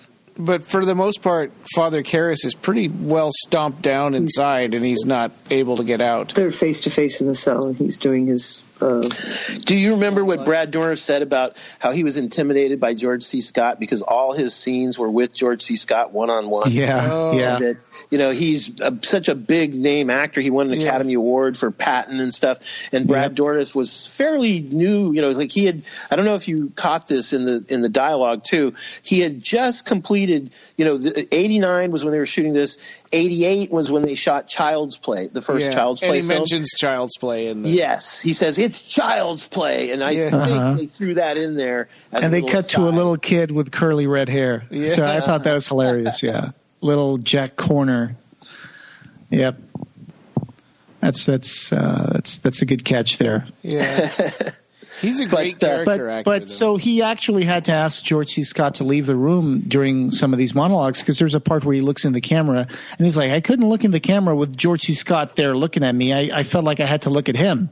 So I told him, is it okay if you leave the room for this scene? Because otherwise, the camera. But another thing that explains a little bit how George C. Scott is such a commanding presence on when he turns it on, when he's on the stage, when he's on the set, is that he's not just sitting there listening to Brad Dourif. He's emoting. He's like, every time you look back at George C. Scott, you see he's like intensely staring at him. He's emoting attention and reaction to what he's saying. Yeah. He's chewing the scenery. He's a great actor. And he's not saying a word. What's interesting is, too, if you look at all his other performances, like Patton and The Changeling and stuff like that, like Hardcore. he does those up, like really high, like he'll hit the high spots and he'll go to the low spot, like he's got a lot of range in his performance level, same with Brad Dourif. Here's one of the sections in the director's cut that I thought is not better than the theatrical is when Brad Dourif is talking to him and he starts saying stuff like, I'm at the station, and then he starts making the sound of a train. Yeah. And then he starts making sounds of horses, and then he makes like this growling sound. In the theatrical cut, I think they use this more economically, and they just make him do a growling sound, which is really unsettling. Yeah. Well, I don't know if you know this, but in the novel, the demon is constantly, once he becomes aware, he's no longer a catatonic, Karras, he's emoting all the time when he's speaking. And as he finishes whatever he's saying, he goes into some sort of animal performance. He does all sorts of animals, in the book. So I think that's a little over the top. Yeah, they put a little bit of it in the movie, but and he would do like whatever animal, like a zebra or a donkey or a horse or a pig or a cow or a chicken or whatever, and then he'd say, like, if he didn't do a very good job of a particular one, like a pig or whatever, he'd go like, that one needs work or something like that. Weird. This scene here, this close up of Brad Dourif's mouth when he says, sometimes a head can see for 20 seconds. Yeah. Oh yeah, that's a great little. And I lift it up so they can look down and see their own bodies. Yeah. I'm an artist.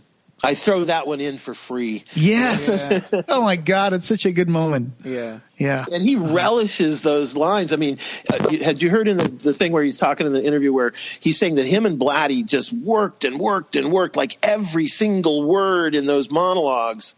Yeah.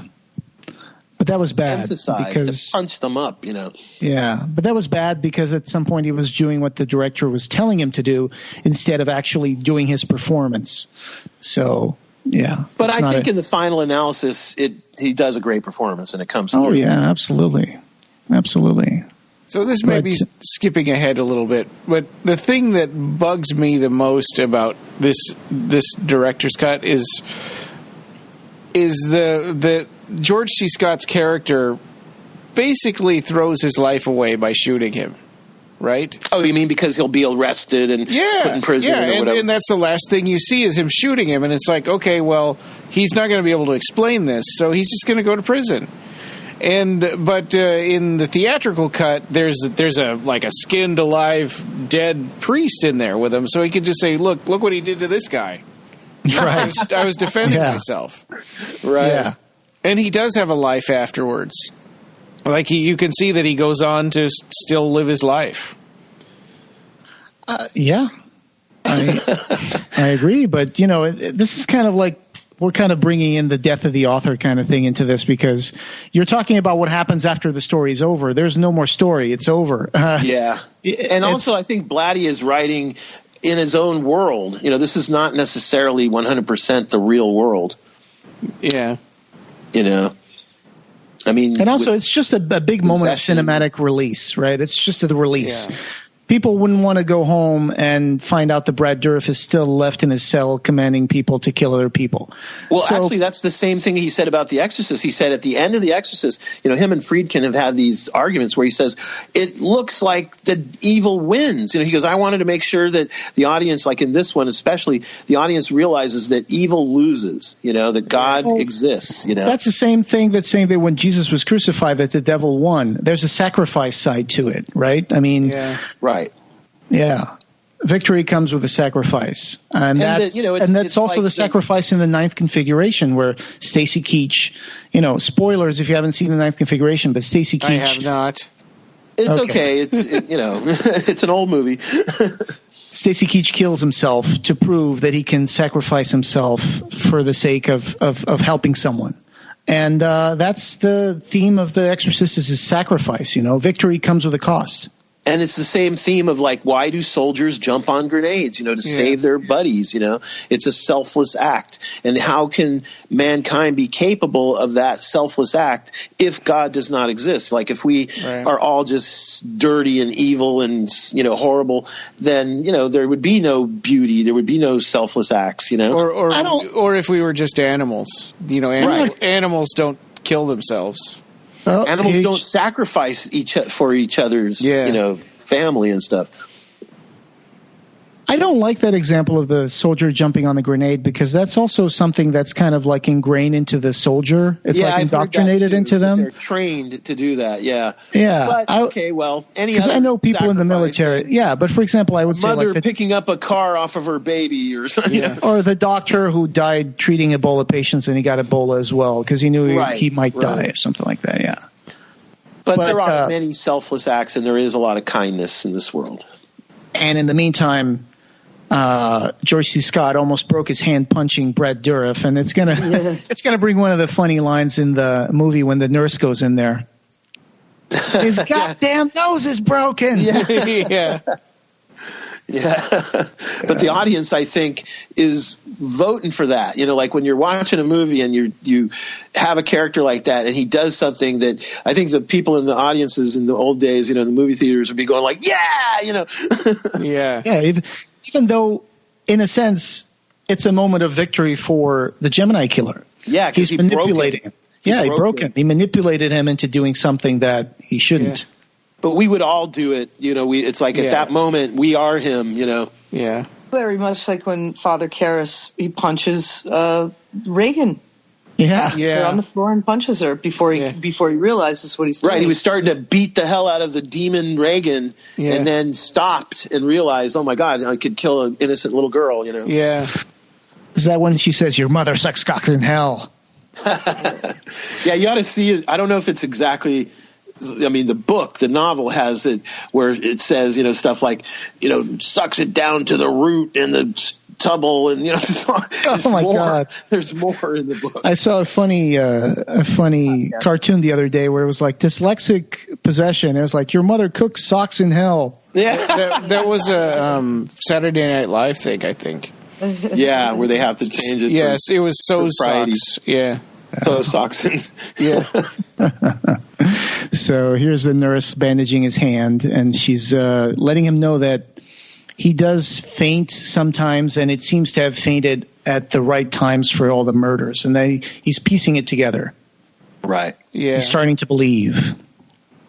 The book has this whole thing about the Gemini killer had a brother, and inside of the Gemini killer, there are two people. There's this meek, mild little brother, and there's the older brother, who was his protector, and they had a father who was a religious, like a minister or something, and Kevin. He was so evil and mean, he would beat the younger brother. And there's this one story about how he put him in a basement in the dark all night long, and the brother just was like broken. He mentally was shattered after that. He ended up in the hospital in a room, and he goes there to ask them not to turn the light off. And then they turn the light off, and he dies. And then that's when the Gemini killer, older brother, goes there. And snaps. His younger brother is killed by a nurse, a callous nurse who doesn't agree and believe that he should have the light left on all the time. Yeah. And then he just starts yelling at the nurse, and that's when the Gemini killer cracks. And I guess that's kind of like imply that that's when he cracks and he starts killing people. So I didn't. Well, killing nurses, he probably extremely relishes. Right.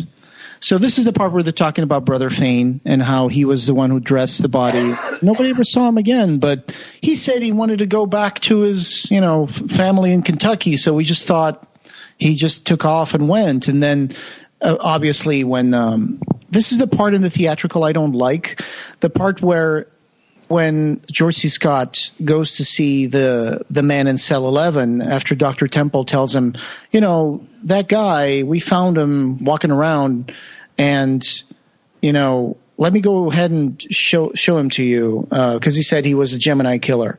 And so he goes in there, and it has this awkward cut where it's just he's talking to Dr. Temple, and then all of a sudden it cuts to George C. Scott recoiling in horror at the door of the cell. Because he's recognizing Jason Miller in there. Right. But they don't even show – in this version, they actually show him going there, opening the cell, looking at him, going like, oh, my God, is that guy? But it's Brad Dourif instead. Yeah, right. And then that's when he talks to his other friend who's also a policeman, and he says, that guy looks like, Father Karras. Which it makes you wonder, though, because this happened in Georgetown, right? So Father Karras was a Jesuit priest – and he was there, right, in Georgetown as well. So why didn't anybody recognize that it was, hey, that's Father Karras, the guy who died like a few months ago or a few days ago, and now he's showing up in the park walking around. Yeah, George C. Scott could show people. He could bring them over to the cell and say, look, isn't that him? Yeah. Well, what would really tell the tale would be the fingerprints. Yeah. Yeah. But somehow they can't find records. Dental records. But remember, after his resurrection, Jesus' own friends didn't recognize him. Mary didn't even recognize him. She thought he was the gardener. Yeah.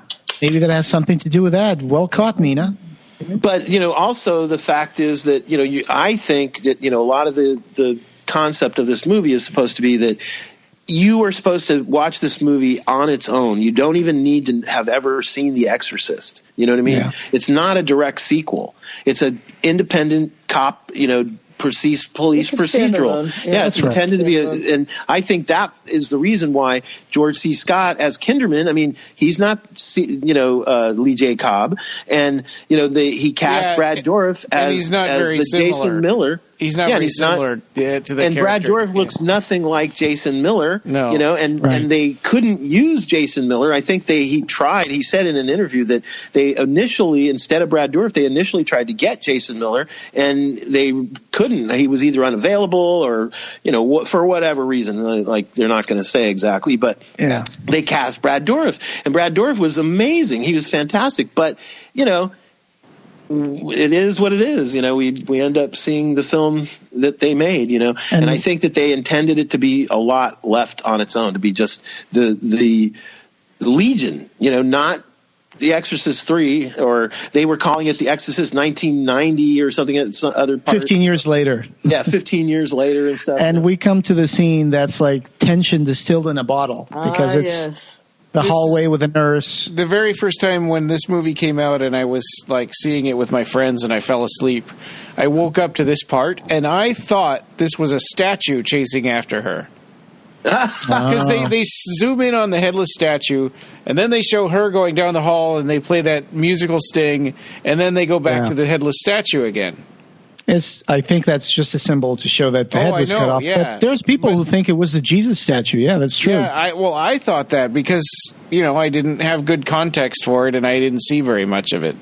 Right. Well, you know what else? I mean, obviously, a lot of people, because this movie is pretty old, they think that this, it's said, in fan circles and stuff, that this movie has the best jump scare of all movies, Yeah, and one of the first. We were talking about that earlier. Do you mean the one with the guy jumping out of his bed, or there was another one that was right? I like that one. The chopping of the big scissors of the nurse in the hallway, and when we have the false alarm jump scare, and then all of a sudden we're coming up to that now. Yeah. False alarm one.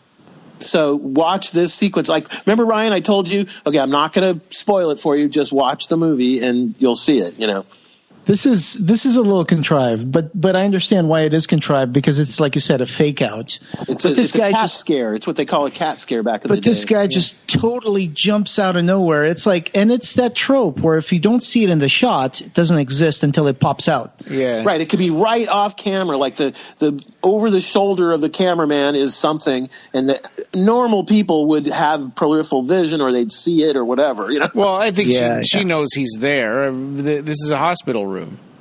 Yeah, he just completely jumps out, like, even if he was asleep or whatever. He could have been like, hey, what are you doing? What are you doing in my room? He's just completely hey, Jesus Christ, can't I get any sleep? It's like, it's totally, like, meant to be that fake out. Yeah. So now I'm going to report you. So the real purpose of a cat scare is to bring you up to tension and then have you think, the release. You're not going to take me in again. You're going to laugh it off and be all. And she goes to another door. Yeah. And she goes to another door, and you think, oh, maybe this is it. And then it goes on for so long, you think, you give up. It's over. It's not going to happen. Well, and there's witnesses, right? I mean, there's a cop sitting there on the chair, and then he walks down the hall. He walks down the other side of that counter. Mm-hmm. And so it's like he's not very far away when all this happens. Right. But they're not there when it happens. Yeah. That's the point. So yeah, because they're all walking around and going down halls and stuff. Yeah. He just snips and goes. And the other... I don't know if it's in the movie, but in the book, he kills 2 people with this Oh, really? No, I think it's just one. Well, yeah, it's just... She dies, and then they find out that the doctor killed himself. Right. But I forgot what I was going to say. It's okay. I'm trying to think of some I know what it is. She goes to pains to lock the door behind her, and then he just kind of pulls it open like nothing. Oh, I didn't. Yeah, right here she locks it with a key after she comes out. He doesn't come out of that door. He comes out of the hallway. Oh, he does? Yeah. It's the hallway. Yeah. Yeah. Because that's why you think, I'm not falling for this again. Yeah. Right. But now you keep saying he. It's not Brad Dourif. It's somebody he's possessing. Right? Yeah, it's probably one of those old people. Well, yes, but it's like a 6 foot 5 inches kind of guy. There it is. It's like a security guard or an orderly or something, or. I would imagine it's just some old guy who was in the neurology aisle. Yeah. So the hallway. I'm watching. I'm gonna see this. Yeah. Don't be. Don't. Oh, I'm already looking at them taking the body out of the room. It looked to me like that she came out of the door that she just locked. It did. The first. When you, unless you're really looking for it before it happens, it's hard to tell.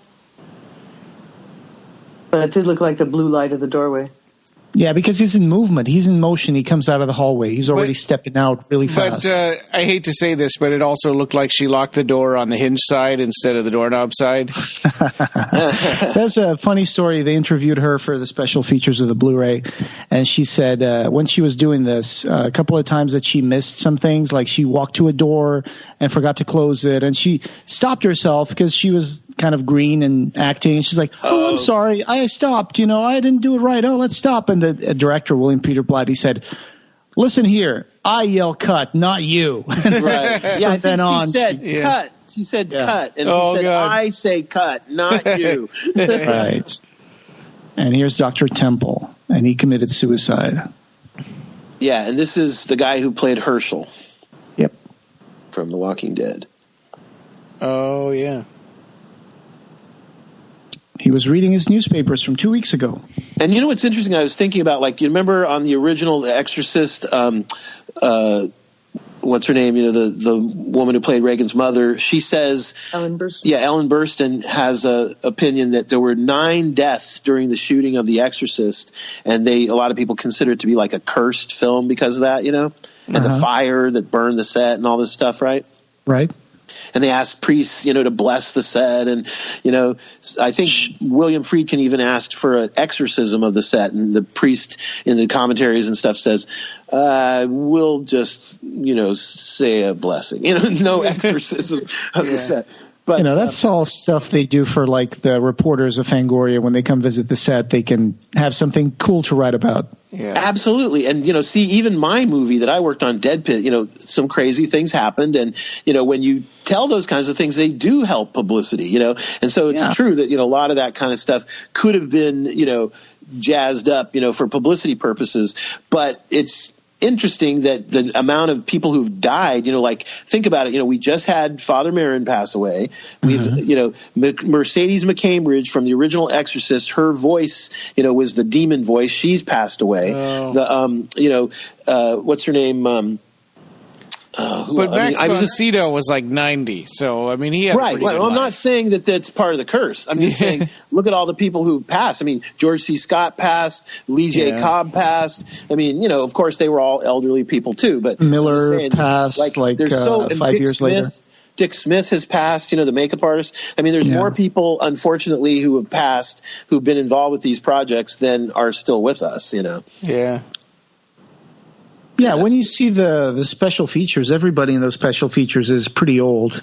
Yeah. The composer, the producer, you know, a lot of people from special effects, they're all like gray, old gentlemen. I mean, the original movie is like 40 years old now. I mean, Hellraiser's 30-something years old, you know. Yeah. We're all getting old. It's 30 years old, yeah. 1980. But it's interesting. Yeah. I mean, this scare of Doug Bradley's, you know, makes you think about your mortality. Yeah. Oh, yeah.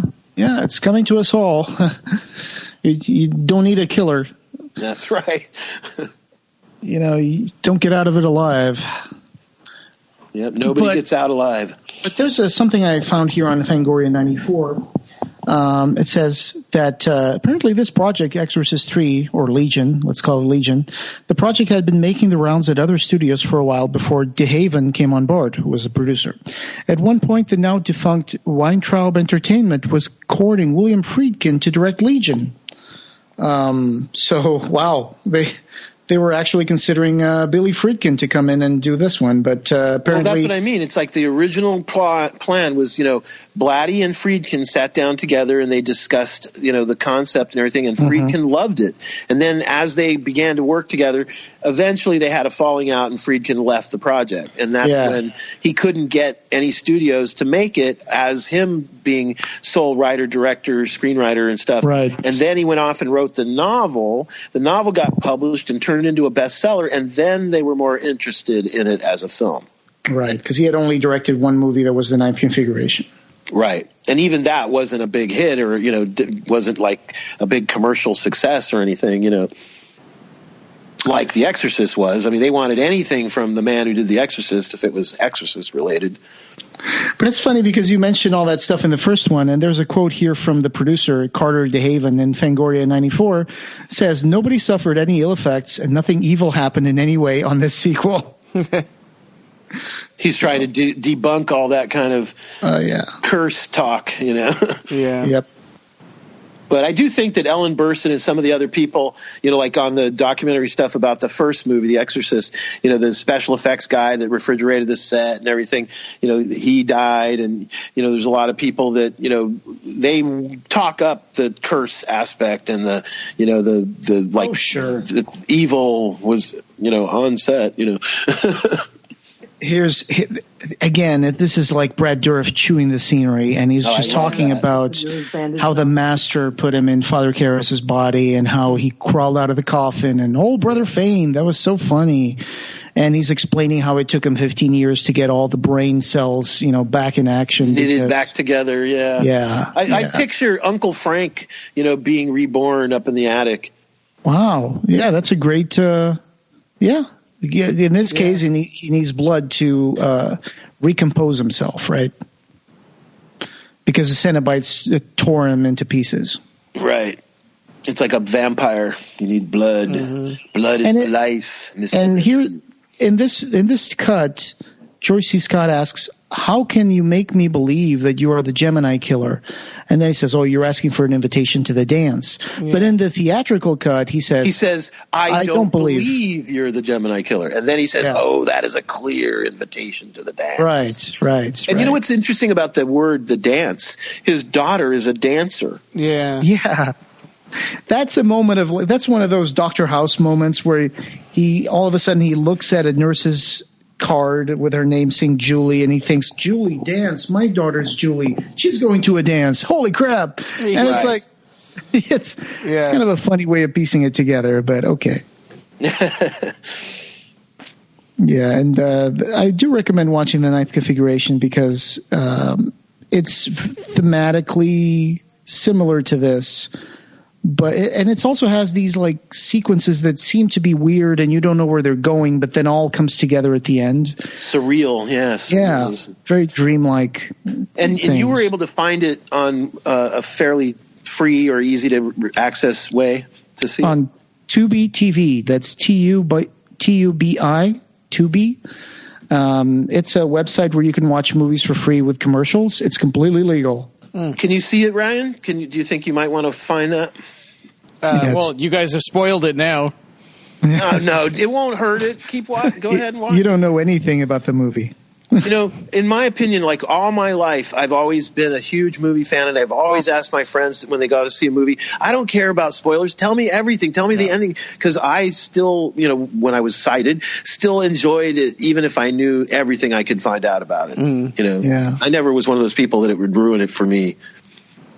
Here's some comments from the producer about the ending when they reshot it. It says here, some comments from DeHaven on the ending. The one aspect of the movie that's been radically changed from the book. On the page, Blatty came up with a denouement more psychologically dramatic than visceral. That naturally got altered on the way to the big screen. And then Blatty says, originally our ending was similar to the book. But Morgan Creek and Fox wanted a big ending, so that's what they got. The new ending Blatty designed, in fact, was so big that it was filmed completely separate from the rest of the movie in L.A., and the movie had been shot and edited by the time the climactic sequence began production. This is an interesting way of saying we had to do reshoots. It's like it was so big that we had to do it separately. Right. Publicity talk. It says put a good face on it. Yeah. We did all the studio interiors in Wilmington, North Carolina. We didn't have the support system there to do the final exorcism. We had effects and technical people coming in from London, Germany, and all over the country doing things that for this kind of film. We didn't want to take a picture that was very little on-screen gore and throw it into a wildly overscaled Star Wars type of ending. Wait a second. I think I missed it. Okay, I'm sorry about that. I read the different column. It says here, people from London, Germany, and all over the country doing things that take months to prepare. Among the contributors were Industrial Light and Magic and Dream Quest houses. Dream Quest did the map painting. Yeah. So they won't reveal exactly the nature of the effects in the sequence, although he does allude to one scene involving lots of snakes, which, of course, they appear in the theatrical ending. It says here, despite all the spectacle, DeHaven has aimed to keep the climactic action from overwhelming the rest of the movie. And then he says... I like that ending. Yeah. Yep. It's definitely, the chariot race, It's like you like they say in Amadeus, it's like...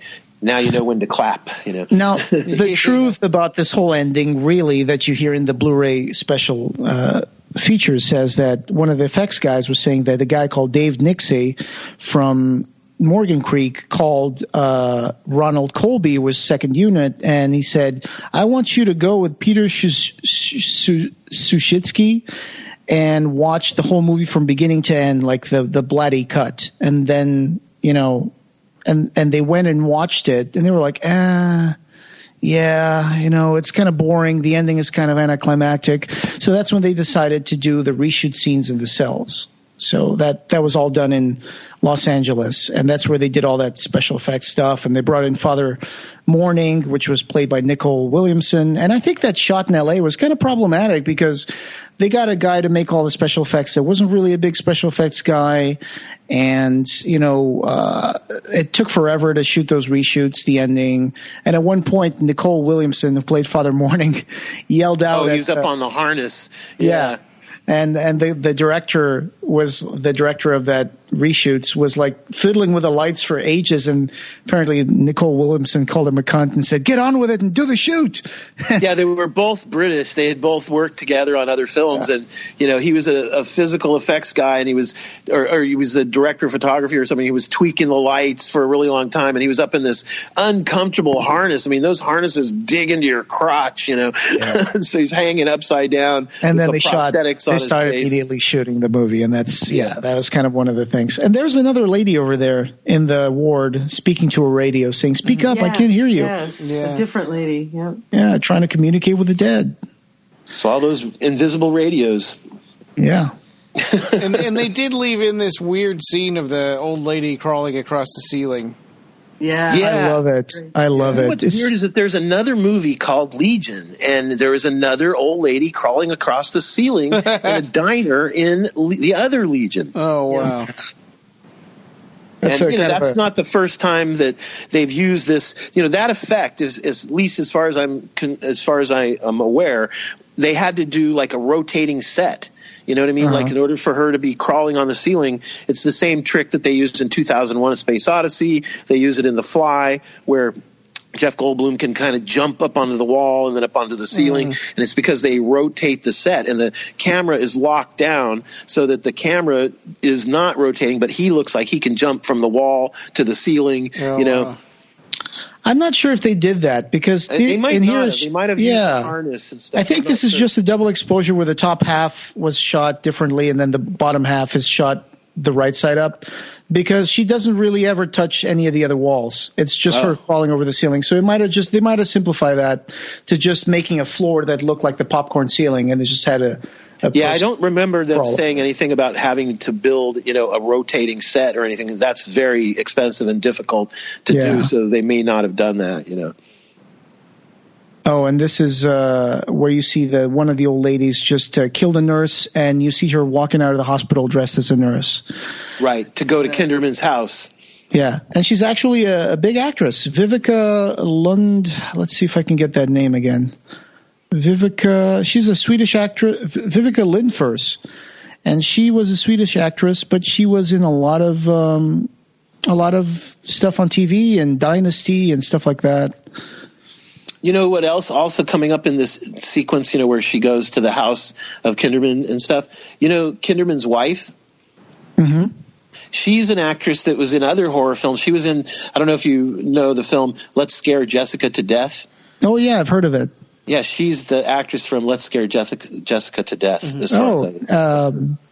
Yeah, what's her name? Let's see. Look up the wife of Kinderman's actress. Mary Kinderman, Zora Lampert. This phone call is different in the theatrical cut too, because in this version he's talking to her on the phone, but he's just getting like a busy signal or something, and then she's hearing him. Right. She thinks she's having a conversation. Yeah, the Gemini killer is telling her, brainwashing her that like there's going to be a lady who's going to show up and let her in, and everything's okay. Nurse coming in with a package, and then don't answer the phone to anybody else unless I ring twice and then hang up and call back or whatever. Oh, is that on the book? Yeah. And this that was in the book. This is where they're rushing to the house because he's figuring out that something's going on, and he's getting really aggravated. And that's the invitation to the dance. He's even biting his own hand while he's in the car, and then they're cut off by another car, and it's like, ram him if you have to. Get out of the way, you son of a bitch. Yeah, and the cop that's driving is really calm. Yeah. Well, he doesn't know what's wrong. He doesn't know his wife. Well, I mean, just that he keeps getting in near fatal accidents the whole way, and doesn't flinch. yeah. That's right. I never do understand why he hates that carp so much. It's just a thing that Blatty wrote. He likes to write these quirky characters. I guess I think it has to do within the context of him being like written as a Jew, like a Jewish, kvetching kind of character where the old lady is also Jewish. I think in the book it says something about how the mother and the old lady and I think the daughter went somewhere for the day, and the mother is they gave her grits instead of what she ordered. Some sort of kvetching about how they, like how do you serve this or something. I think it's the other way around. Crazy Jews. She says these Jews are all wackos. Yeah. So she's being anti-Semitic. They probably switched it around in the film. Right. But what I thought was I was trying to think of there must be a meaning to the carp. So I was thinking, does he see the carp being stuck in the bathtub as like his life or something that he feels like he's also stuck? I was thinking about that, but maybe I think it's just Blatty, the way he writes, it's intended to just be comedic. It's intended to be part of a quirky, crazy home life and stuff, Mm-hmm. With the with the mother-in-law being there. His mother-in-law is pretty funny in this movie, and she actually saves someone. So she looks like she should be in. Is she gonna be here for dinner? She's gonna stay for dinner. That's right. But this scene with the shears, it's like, holy crap. Yeah. But at the same time, it's also a little comedic, I thought. Because the face that she makes when she's being pulled away, it's like, huh? Yeah, and it's the blade of the knife slides across her throat. Right. Does it? Yes. Well, so it looks like she should have gotten really hurt, and she's not. By the skin of her teeth, Ryan. And supposedly, it just snaps right after her neck leaves the field. But it does rub against her throat physically in the shot. Yeah, really. It's meant to be just by the skin of her teeth that she makes it. Yeah, right. And that Pocahontas hairdo, that ponytail, is what saves her. Yeah. They seem like they cut some frames out of that sequence when her head is being pulled to make the shot seem a little more faster. Oh yeah, of course, because they couldn't possibly move fast enough to make it seem believable. Because that used to be something they would do, right? They would take some remove frames to make things move really fast. Oh wow, you saw a string pulling him back into the wall. I never noticed that before. The cop when he got punched. Oh. Yep. Oh, they had one of those Blu-ray ratchets to pull him backward. Yeah. And the way the lady hits the floor, it's almost remind me of Psycho, The Omen, or when the mother falls from the balcony and Damien is just looking, and she falls very slowly. Oh, in slow motion, and her body turns as she falls. Exactly. Yeah. And it was actually shot the right. She was standing up when she did that. She was just on kind of a dolly, and the wall was painted to look like the floor. Right. Exactly. Yeah. And they had a fake goldfish too. And we're approaching the end here, where after his daughter almost got killed, he goes to see the Gemini killer. Yeah. And then he goes like, "Don't worry, we'll get her." Yeah. Yeah. Now, in the book, the father of the Gemini killer has a heart attack. Dies of natural causes, and in the book, he just dies. Like, in other words, Kinderman shoots him and everything, but the purpose, the motivation of the Gemini killer for doing all of his killings was to shame his father. Because it would be known that his last name and the minister's last name is father's last name. And so when his father dies, suddenly there's no more purpose for the Gemini killer to be alive, and he just dies in the book. Yeah. I prefer the theatrical cut ending, to be honest. Me too. I do think that is superior. But at the same time, I also see the beauty of this ending. Yeah. And let me explain what I take out of this ending a little bit, because he comes over, he says, "Pray for me, Damien, you're free." And then he takes the gun out and shoots him like 3 times. Right, because he knows he's going to hell for murder now. And what I see it is he's just done playing the game. He just realizes the devil's just playing a game with me. This guy's just playing a game with me. He knows the rules. He knows that I can't break the rules because I'm conditioned not to break the rules. It says because Patient X is Jason Miller on the credits. But we don't see him at all. Right. They got the credits from in this version. Yeah, in this version. Well, that's true. They just use the same credits. Yeah. Yeah. But my take on the ending is he just realizes that, you know what? I'm not going to let evil win because evil doesn't play by the rules. So why should I play by the rules, right? Yeah. That's how people get away with stuff. It's because any of us would have done that if he's threatening your family. Batman could just pull a gun out and shoot the Joker, right? Instead of sending him to the Arkham Asylum every time, and then he's going to escape and he's going to kill a bunch of people.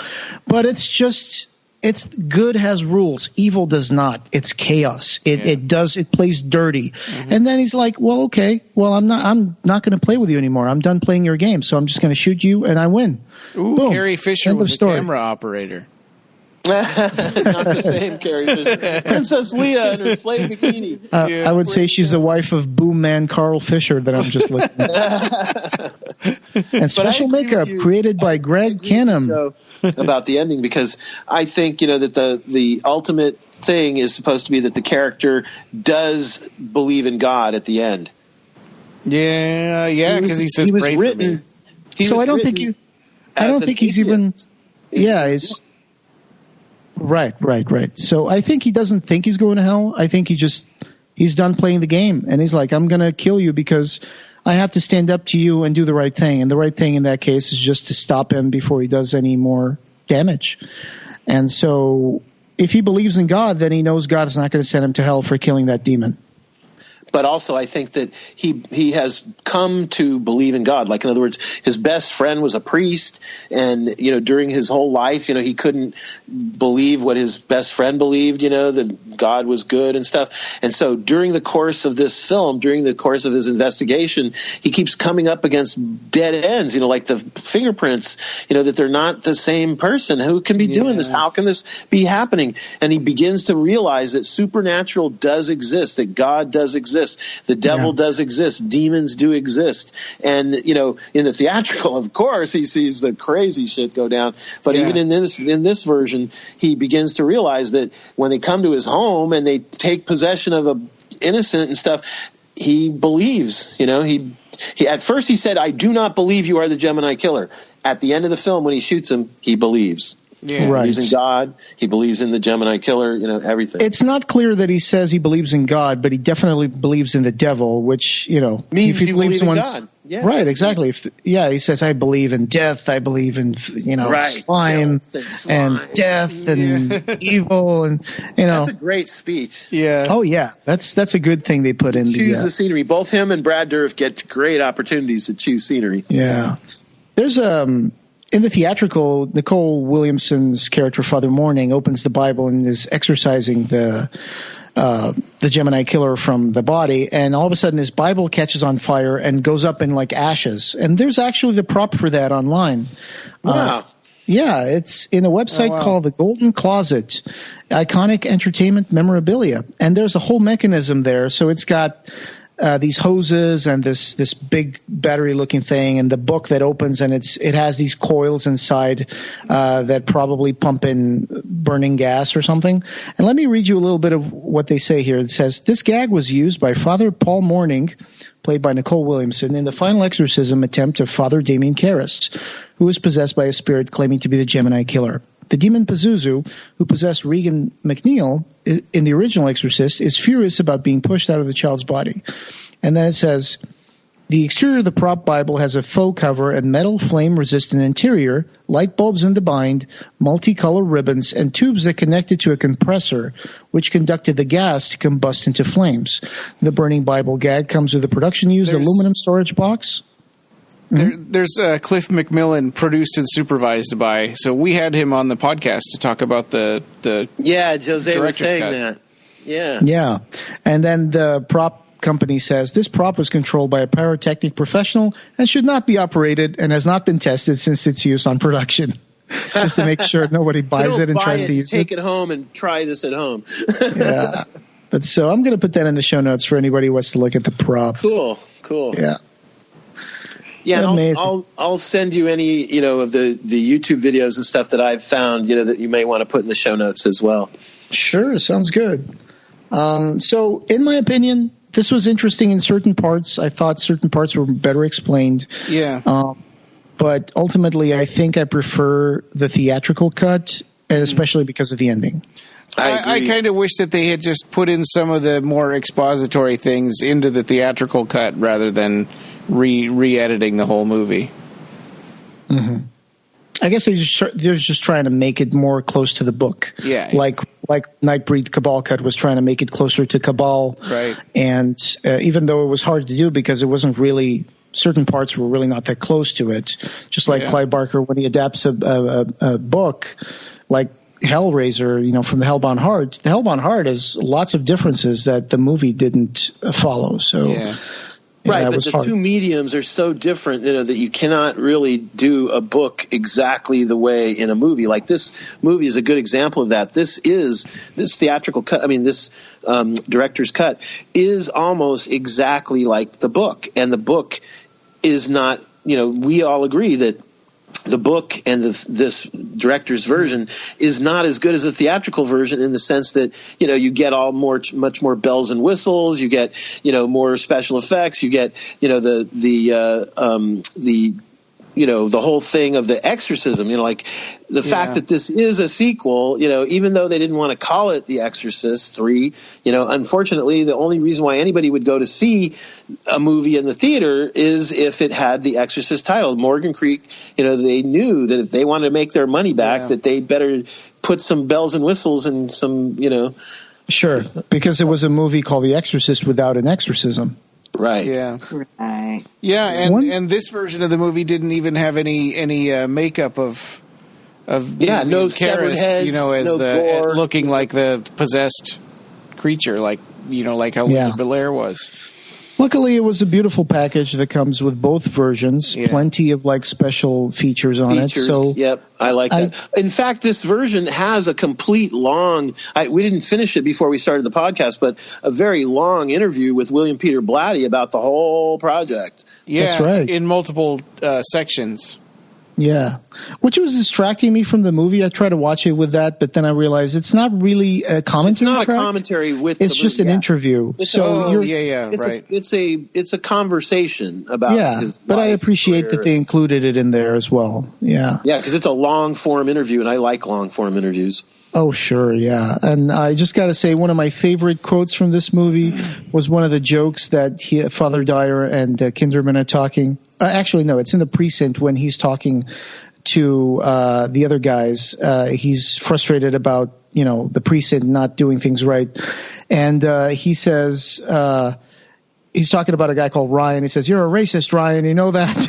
Yeah. Oh, yeah, because he filled out his forms on the thing. It says, but what would you do? What is help, rabies and what would you do? Rabbi, No, it says when asked about rabies and how they can be cured, he said, "Rabbis or Jewish priests, and I would do anything I could for them to help them." Yeah. So he says, "You're a racist." Yeah.